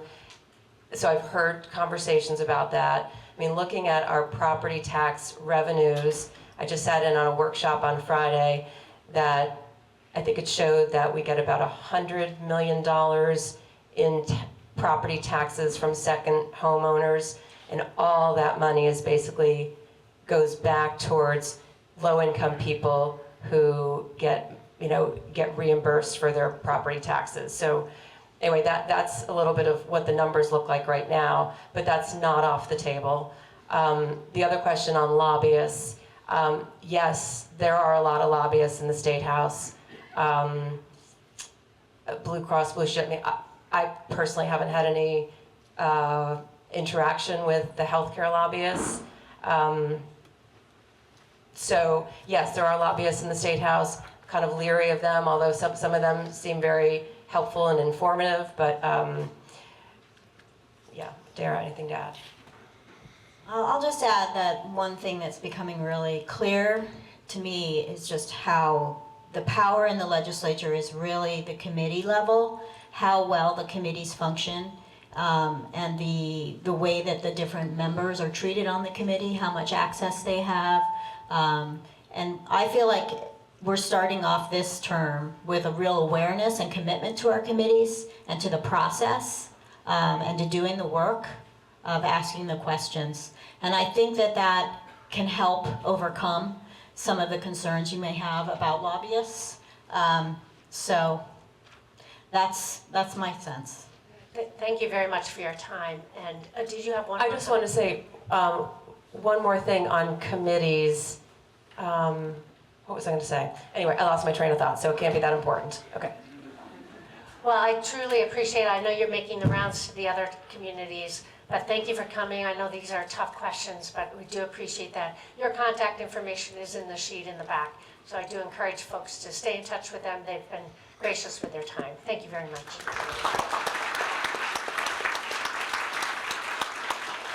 Okay, moving on to Article 4. Shall the voters authorize the town to collect taxes on real property by 4 equal payments made to the treasurer as follows: 1/4, 25% to be paid without discount no later than Monday, September 15, 2025. The second quarter, 25% to be paid without discount no later than Monday, November 17, 2025. The third quarter, 25% to be paid without discount no later than Tuesday, February 17, 2026, with the remainder quarter, 25% to be paid without discount no later than Friday, May 15, 2026. May I have a motion to adopt Article 4? Bobby Roode, thank you. Do I have a second? Paul Hartshorn seconded. Okay, I'm not going to repeat this statement, but as we know, it is about the release of a payment schedule for the paying of property taxes. Are there any comments or questions to this article? Seeing none, I will put Article 4 to a vote. Shall the voters authorize the town to collect taxes on real property by 4 equal payments made to the treasurer as follows: 1/4, 25% to be paid without discount no later than Monday, September 15, 2025. The second quarter, 25% to be paid without discount no later than Monday, November 17, 2025. The third quarter, 25% to be paid without discount no later than Tuesday, February 17, 2026, with the remainder quarter, 25%, to be paid without discount no later than Friday, May 15, 2026. All those in favor of this article, please signify by saying aye. Aye. All those opposed, say nay. The ayes appear to have it, the ayes do have it, and you have passed the motion to adopt Article 4. Moving on to Article 5, Article 5. Shall the voters authorize the transfer of $100,000 of the June 30th, 2025 General Fund unassigned fund balance to the Paving Reserve Fund in fiscal year 2026? Do I have a motion to adopt Article 5? So moved. Charlie Hosford. Do I hear a second? Charlie Goodman. Oh, Charlie Goodman. Excuse me. Beth has a second. I'll put this motion up for discussion. Article 5, shall the voters authorize the transfer of $100,000 of the June 30, 2025 General Fund unassigned fund balance to the Paving Reserve Fund in fiscal year 2026? Anyone like to speak to this article? Are there any comments? I just want to remind folks, Chach discussed this earlier, this will not have an impact on your property taxes. This is money that has been collected through prior taxes and unspent because of staff vacancies.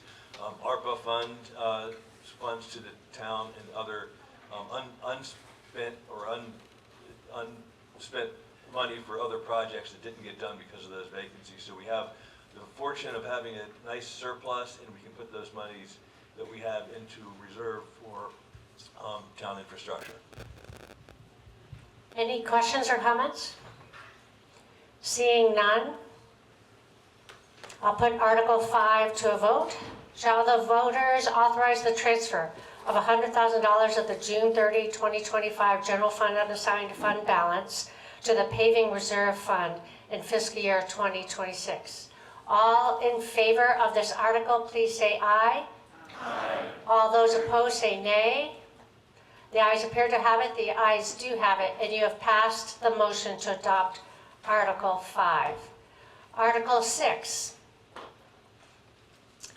Shall the voters authorize the town to establish a reserve fund for improvements, expansion, or replacement of the town garage and authorize the transfer of $100,000 of the June 30, 2025 General Fund unassigned fund balance to establish such a fund in fiscal year 2026? May I hear a motion to adopt Article 6? Bobby Roode. Do I hear a second? Paul Hartshorn seconded it.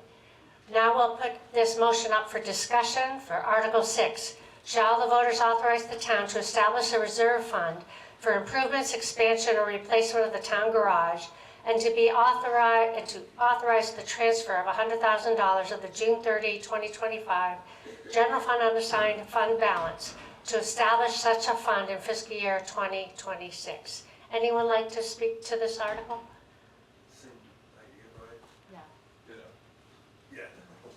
Did I hear a comment or same thing?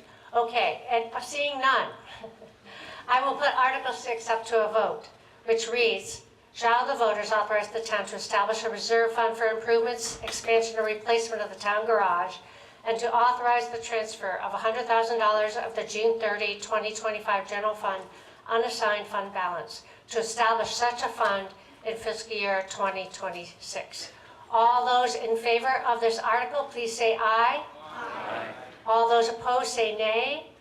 The ayes appear to have it, the ayes do have it, and you have passed the motion to adopt Article 6. Moving on to Article 7. Shall the voters authorize the transfer of $75,000 of the June 30, 2025 General Fund unassigned fund balance to the White House Capital Reserve Fund in fiscal year 2026? May I hear a motion to adopt Article 7? Beth? Do I hear a second? I have Fred Messer seconding it. Anyone like to speak to this article? Yes, Anne Marie Harmon. I would like to make a motion to amend this article to increase the amount from 75 to 100,000 by adding an additional $25,000 from the unassigned funds to help pay for this roof. Why? Because the $75,000 number came from a cost estimate that was given. We're not debating that yet. We have an amendment. Okay. So the amendment, thank you, Anne Marie.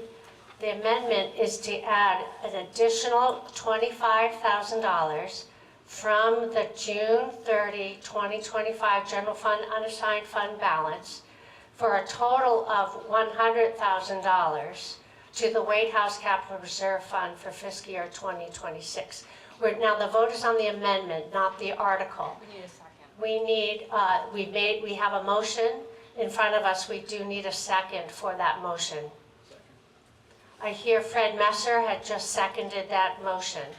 And now we can bring this this amendment up for discussion.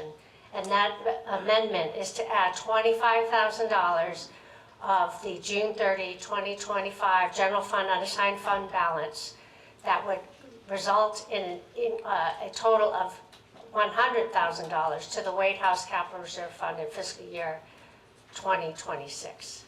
This is open for discussion. Anne Marie, would you like to add or comment on this amendment? Thank you. My name is Anne Marie Harmon, and I'm the chair of the General White House Commission. And the reason for the increase is because the number of the $75,000 came from an estimate that we received to replace the roof 1 year ago. And since then, costs have gone up, but also since then, we have a town administrator. We didn't have a town administrator before to tell us that, oh, you have to have 3 bids. So we have to put it out to bid. We have to submit a request for proposal. So we don't really know what the cost is going to be, but we do know it's most likely going to be over $100,000. The roof has not been replaced since the purchase of the building, the original restoration of the building. It's currently a cedar shake shingle roof. As you can see, there has been an addition of a blue tarp on it. So we have a level of anxiety about what we're going to find once we remove the roof. We're hoping that there's no structural damage, but it is a home that was at the second floor was added in the 1830s. The home was built originally in the 1700s, moved to that site in the 1830s, and now we're asking for some love and care, and we would really appreciate $100,000. We haven't been investing in this building incrementally. Had we would have had more of a reserve fund for the General White House. And also, while I have the mic, I did forget to say that on June 29th will be our first annual historic house tour. We can bring that we've got up other at things the end going of the as well. meeting. Thank you. We can bring up announcements at the end of the meeting, but the amendment in front of us is to add an additional $25,000 of the unassigned fund balance. We do have a comment here. I just want to confirm and check that the $75,000 contribution would bring the reserve balance for the General White House up to $165,000. So an additional $25,000 would bring it to $190,000.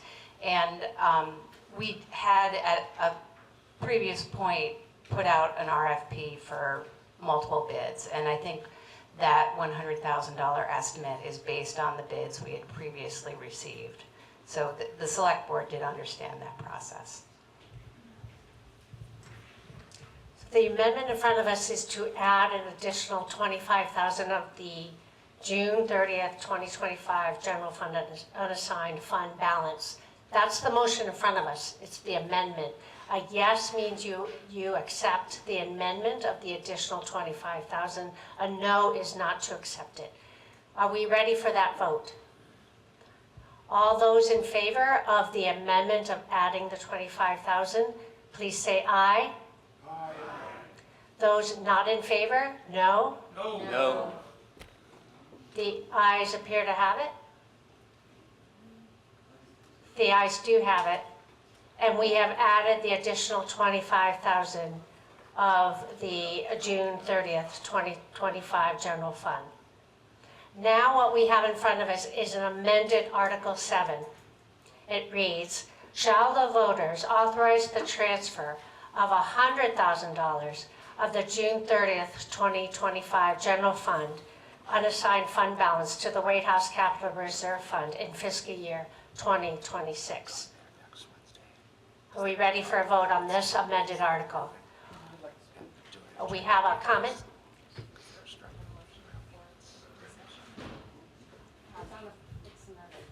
We can debate it because it's been amended. It's already been. Thank you. Once again, I want to point out that this is a transfer from one pot to another, and this will not affect your taxes.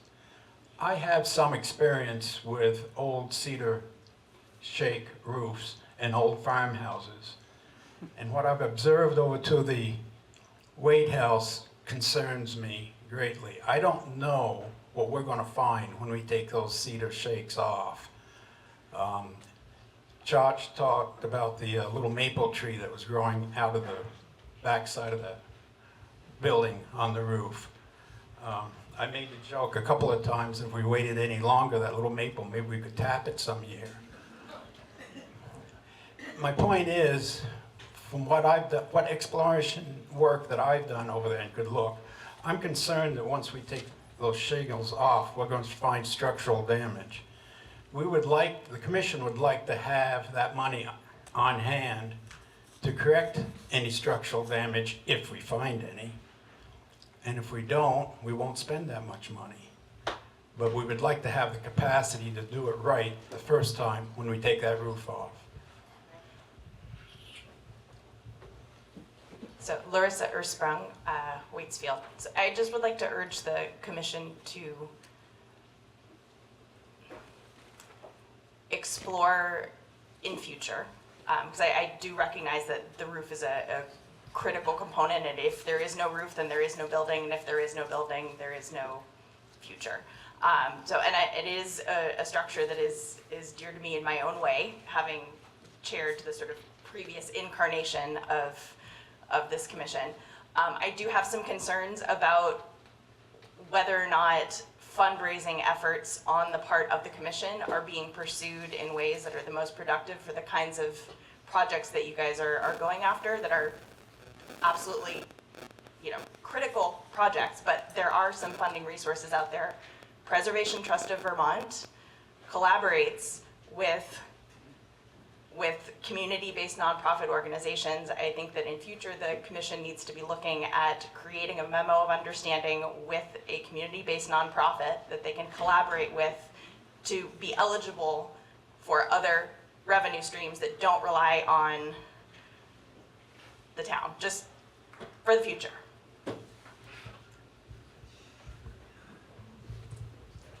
Any other comments and questions? Yes, Anne-Marie? So Larissa, we did apply for a couple of grants.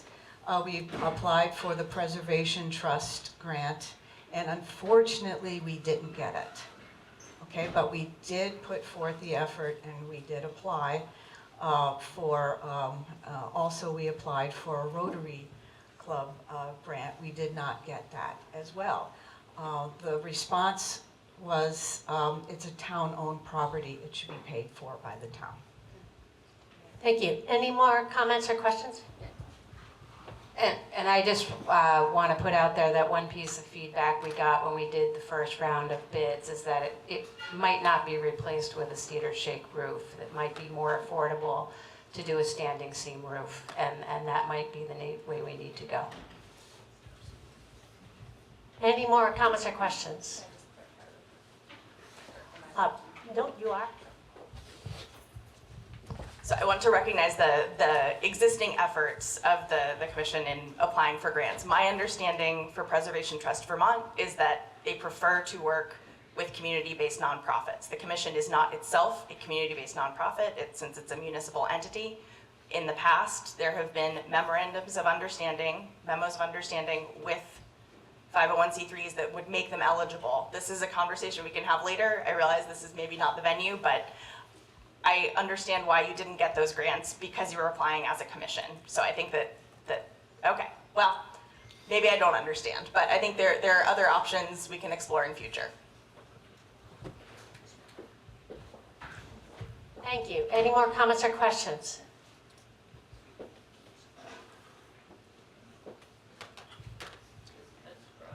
Please state your name. And if you could, speak right into the microphone. Thank you. There was a statement earlier with respect to the White House that it needed. There was a statement made earlier by somebody, and I've lost track of the conversation here between budget and commission reports and so forth, that the building is badly in need of painting, which I believe to be the case also, having worked with the White House, the Waitsfield Historical Society, which is one of the many tenants there. Is there a thought, probably not for fiscal 26, but when is the painting going to be done? Because it seems like when the RFP goes out for bid on the roof, the paint should be part of that same big project. Thank you. Hold on. We've already signed a contract to have the painting done in spring 2025. So that's happening. It's not the best order in terms of, we don't know what's happening with the roof, but it needs to be done. Yeah, sorry. Any other comments or questions to the amended Article 7? Seeing none, we will put this article to a vote. Shall the voters authorize the transfer of $100,000 at the June 30, 2025 General Fund Unassigned Fund Balance to the White House Capital Reserve Fund in fiscal year 2026? All those in favor of the article, please say aye. Aye. Those opposed, nay. Ayes appear to have it, the ayes do have it, and you have passed the motion to adopt the amended Article 7. Moving on to Article 8. Shall the voters appropriate a total of $1,000 to the Waitsfield Historical Society pursuant to 24 VSA Section 2691? Do I hear a motion to adopt Article 8? Matt Rude, do I hear a second? Oh, we have a second? Karen, thank you. We will move it to discussion. Shall the voters appropriate a total of $1,000 to the Waitsfield Historical Society pursuant to 24 VSA Section 2691? Would anyone like to speak to this article?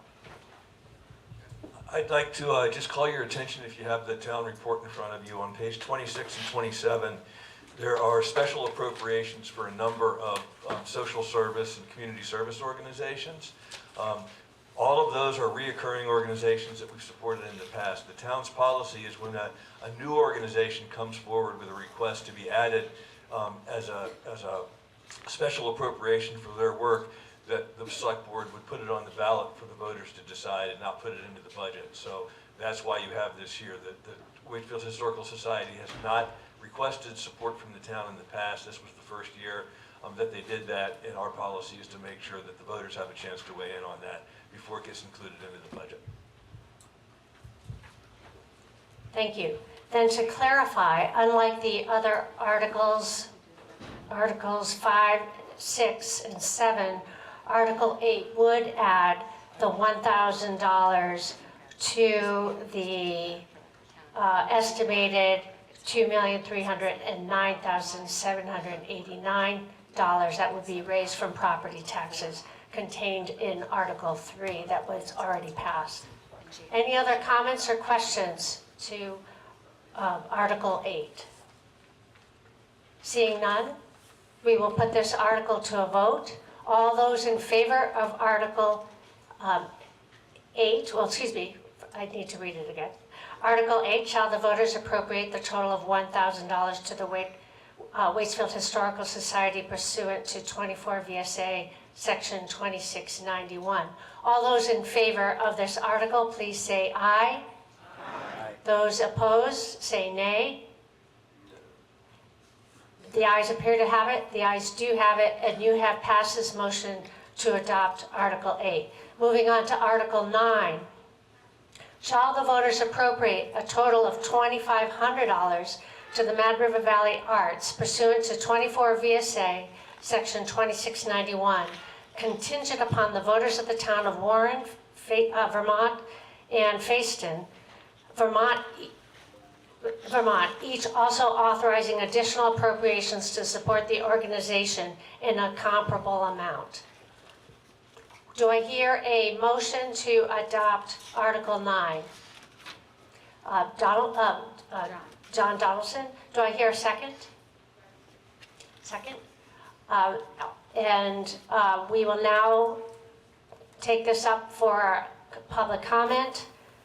Shall the voters appropriate a total of $2,500 to the Mad River Valley Arts pursuant to 24 VSA Section 2691, contingent upon the voters of the town of Warren, Vermont and Fayston, Vermont, each also authorizing additional appropriations to support the organization in a comparable amount?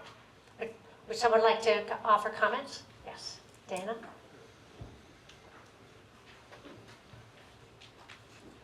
Good morning, I'm Dana Donaldson, and I'm here to represent the Mad River Valley Arts. We're a very small gallery, and we're right next to the television station. We're painted orange, so I hope you have all been in to see what we do. We share diverse art exhibition experiences.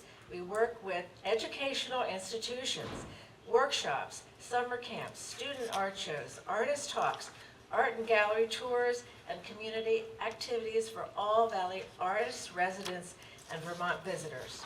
In 2024, we sold $32,000 worth of art. Most of that money went to support the artists in this community. Our artists, we've had 4,000 visitors to the gallery, and we've been in many publications like 7 Days, Times Argus, our local papers, and Art New England. We collaborate with all other organizations and merchants in the Valley. We are asking for your support because our budget cannot sustain without your help. We need individuals to come in, help us work in the Valley, volunteer, do projects, and help us run summer camps. Mad River Valley Arts can have a greater impact on the community with municipal funding. We run our small but mighty nonprofit with 1 employee and many volunteers. Our funding sources have been commissions on art sales, donations, and grants, which are never enough to allow us to do all that we want to do. Why your support is important? Municipal support would allow us to expand our programming and increase civic engagement. We help do this by partnering with other organizations of similar like minds. The arts provide cultural character in the Valley and protect the cultural heritage of Vermont. The arts are just as important as all of the many outdoor recreations that this community sponsors. We are in ourselves a recreation, and we need to be considered as part of, we're actually part of the history of this valley, along with skiing and hiking. The artists in this community have been a huge impact on our national and local standing. So I really appreciate your support on this measure. Thank you. Any other comments or questions? Yes, John?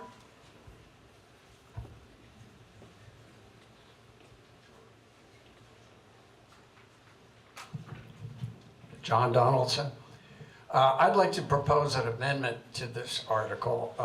There have been a couple of communication problems. The original amount requested was $2,000 and not $2,500. That's the first issue. The second issue is it did not get successfully put on the agenda in Facein. So if we were to support this article, it would have no impact because as written, it's contingent upon all three towns adopting it. It is on the Warren agenda for a vote tonight. So I would like to propose an amendment as follows. Shall the voters appropriate a total of $2,000 to the Mad River Valley Arts pursuant to 24 VSA 2691, period?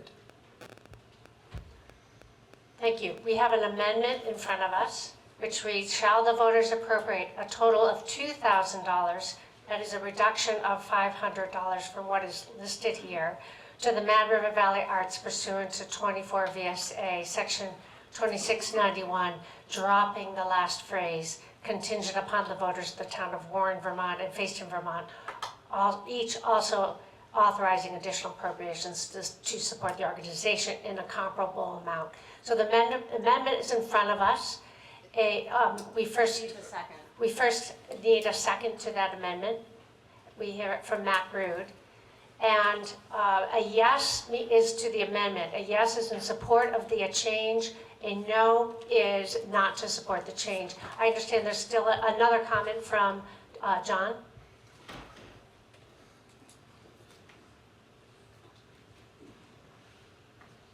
I may have misheard what you said, Carrie, but you seem to repeat the language that was in the original article, which provided for a contingency. No, I actually said that we dropped the last phrase, and I did state that phrase that we are dropping in the amendment. Any other comments or questions about the amendment in front of us? And may I remind you, a yes is in support of the amendment, a no is not to support the amendment. Are we ready for that vote? If so, shall the voters appropriate a total of $2,000 to the Mad River Valley Arts pursuant to 24 VSA 2691? All in favor, say aye. Aye. Those opposed, nay. The ayes appear to have it. The ayes do have it. And you have amended Article 9. Now, Article 9 reads, shall the voters appropriate a total of $2,000 to the Mad River Valley Arts pursuant to 24 VSA Section 2691. Are we ready for that vote? If so, all in favor of the amendment, we do have a comment to Article 9. I'd like to propose a further amendment, not as a select board member, as a town property owner and voter, to reduce the amount further from $2,000 to $1,000, such that the proposed amendment would read, shall the voters appropriate a total of $1,000 to Mad River Valley Arts pursuant to 24 VSA 2691. And my understanding, Gary, is that comments on why I'm proposing that should wait till later. Yes. We have an amendment in front of us, and we need a second to that amendment. And we hear a second to the amendment from Pam Thompson. Thank you, Pam Barnard-Thompson. Okay, so now we can bring that amended proposal of Article 9 for discussion, which is, shall the voters appropriate a total of not $2,000 but $1,000 to the Mad River Valley pursuant to 24 VSA 2691. Would you like to comment on that?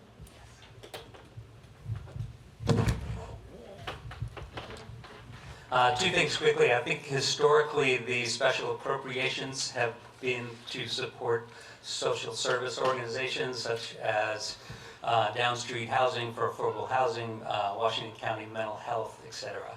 I fully support the arts. This is a little inconsistent to me with the original intent of these special appropriations. And secondly, I think there are private fundraising efforts that could supplant the $1,000 that I'm proposing that we reduce.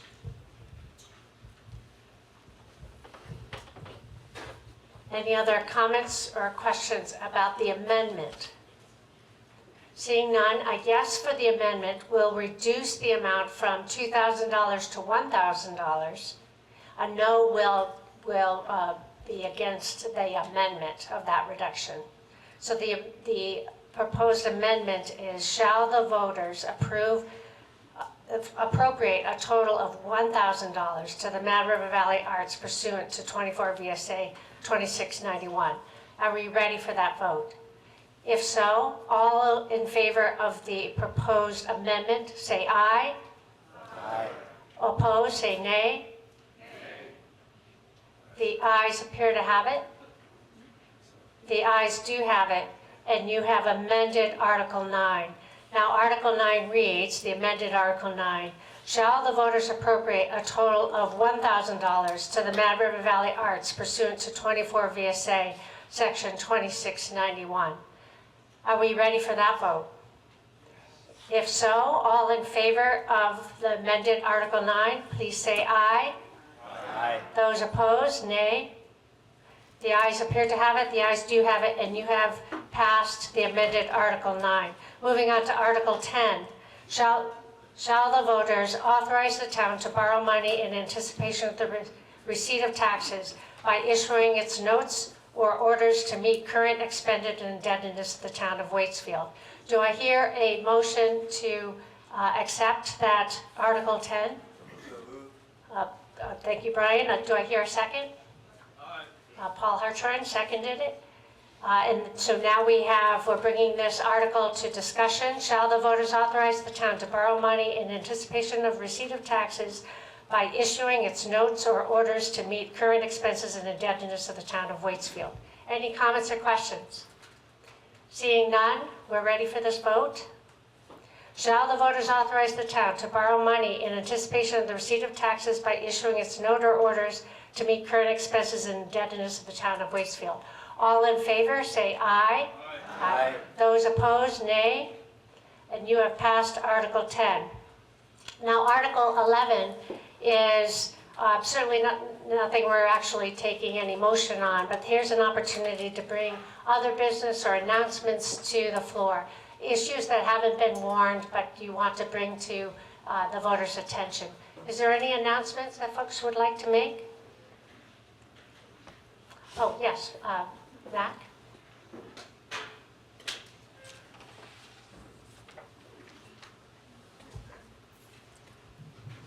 Hi, I'm Mac Root. I'm on the Board of Directors of the Mad River Path Association, and I just wanted to make sure that everybody knows about an upcoming public meeting, March 26th, right here.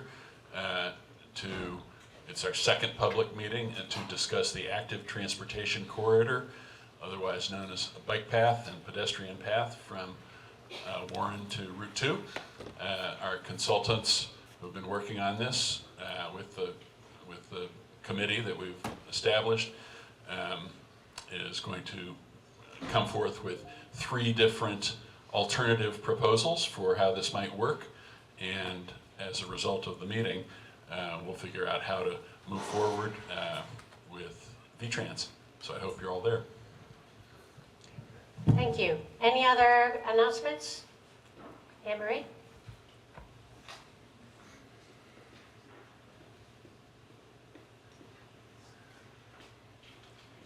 The Waitsfield Historical Society would like to announce their first fundraising event, which will be a historic house tour.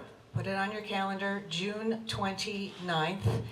The commission has raised over $11,000 in donations so far this year. And so they are tax deductible, even though it's not a 501c3. If you donate to a municipality, it is tax deductible. See you all June 29th at the General Wade House. That's where you can pick up your passport that will lead you to all the houses. Thank you. Thank you. Any other comments? Well, thank you everyone for coming. Seeing no other, oh yes, I'm sorry. I have another comment. We get thousands of visitors into the valley, especially this year. And I think, like, our art is very important to the valley. I think the Historical Society is very important to the valley. And I think that we should have displays, and also the Conservation Department. The hiking is very important to the valley. We should have displays at the places where the thousands of people go. That's including Sugarbush, Mad River, and Mount Ellen. I don't see any displays or any pictures. You know, we have very good photographers here. Put something together that the thousands of people that come through the valley see, oh boy, the Conservation Department has a Scrag Mountain. We ought to go hiking it. It should be in a public place, not just the locals know about it. I think we're missing out by not publicizing it to the people that visit the valley. Thank you, Michael. Any other comments or announcements? Yes, with no exception, Anne Marie?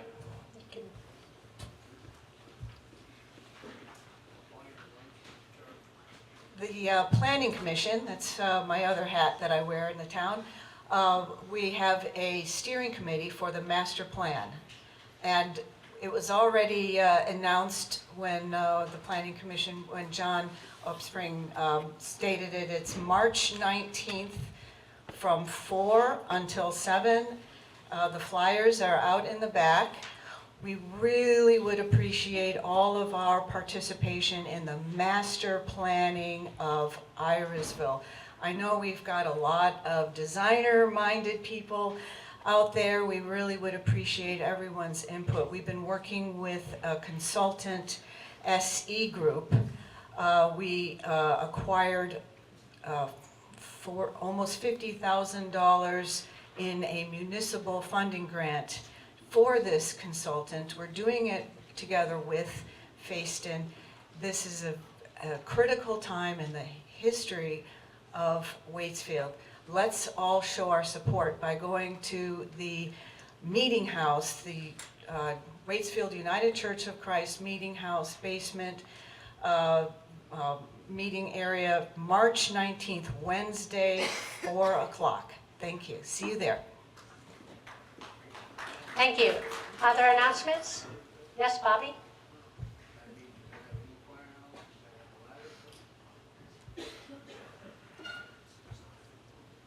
Hi, I'm Bobby Rood, and I am one of the 2 school board representatives from Waitsfield. Okay, can you hear me better now? I can pull this up. Yeah, up to me. I'll just hold it. So what I just want to make people aware that after town meeting and after the school vote, we will be looking at proposals, and the school board will be looking at this for potential consolidation ideas. There has been a committee, a facilities committee working on this from the school board. J.B. Weir is a member of that committee and put a lot of effort into it and have, I think, honed it down from, I think Ashley said 17 proposals to about 5 that look kind of viable and might be interesting. There's a lot that goes into this, and we invite you to participate by coming to school board meetings, which are also on our website. You're able to sign up for Zoom participation, so you don't have to be there physically. And it's just so important, again, that we stay involved in our local issues and continue to become informed about what the possibilities are. This is a moving target. It will be changing over time depending on what kinds of decisions are coming out of the state as well. Our superintendent is a member of the Education Commission representing all the superintendents in the state of Vermont, and he was elected by them. So there's a lot going on, and I know, and I look with admiration at how level the budget was this year for our town. Unfortunately, there are constraints, and that we're looking at them as a school board and wanting to do the best for our students. And incidentally, if you haven't heard, we have scored very high and been rated very highly by U.S. News and World Reports. Waitsfield School is 3rd in the state in terms of top elementary schools, And there's more on our website, so I invite you to go there as well. But please stay tuned, and I believe that this consideration of the Facilities Committee is coming up at our last meeting in March, but you should check the website to make sure. Thank you. Thank you. Any other announcements? Yes. Phil Huffman?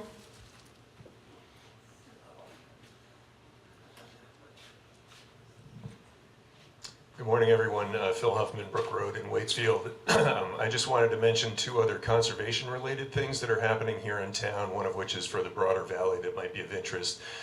First, here in Waitsfield, the Conservation Commission and the Select Board are working together on plans to improve the former Tardy parcel, 7.5 acre parcel across from Our Lady of the Snows Church off of Route 100 that the town's owned for more than 20 years. And it's being transitioned to the Farley Riverside Park in memory of Virginia Farley, who was a longtime Valley resident and leading conservationist here in the Valley in Vermont and beyond. So we will be making further announcements over the course of the next several months about the plans for improvements to that property to make it more inviting and really more of a community asset for residents and visitors. So stay tuned for more on that. We'll put word out in the Valley Reporter, Front Porch Forum, things like that, and hope to be at a point of having sort of an opening for the new improved parcel this fall, if all goes according to plan. It's been in the works for a while, been moving slowly, but we're making headway now. And then the other one I just wanted to mention, if you haven't heard, over the last 3 years, there's been a group of the main conservation and recreation organized interests in the Valley that have been working together to try to move forward on striking the optimal balance between outdoor recreation, which is so vital to this community for so many different reasons, and conservation. So sustaining a viable landscape, a healthy landscape for people and for the rest of nature, which we're a part of on a valley-wide sort of basis. So figuring out how to continue to enhance our trail-based recreation, for instance, while also protecting wildlife habitat and places for all the other species that we share this landscape with to thrive as well.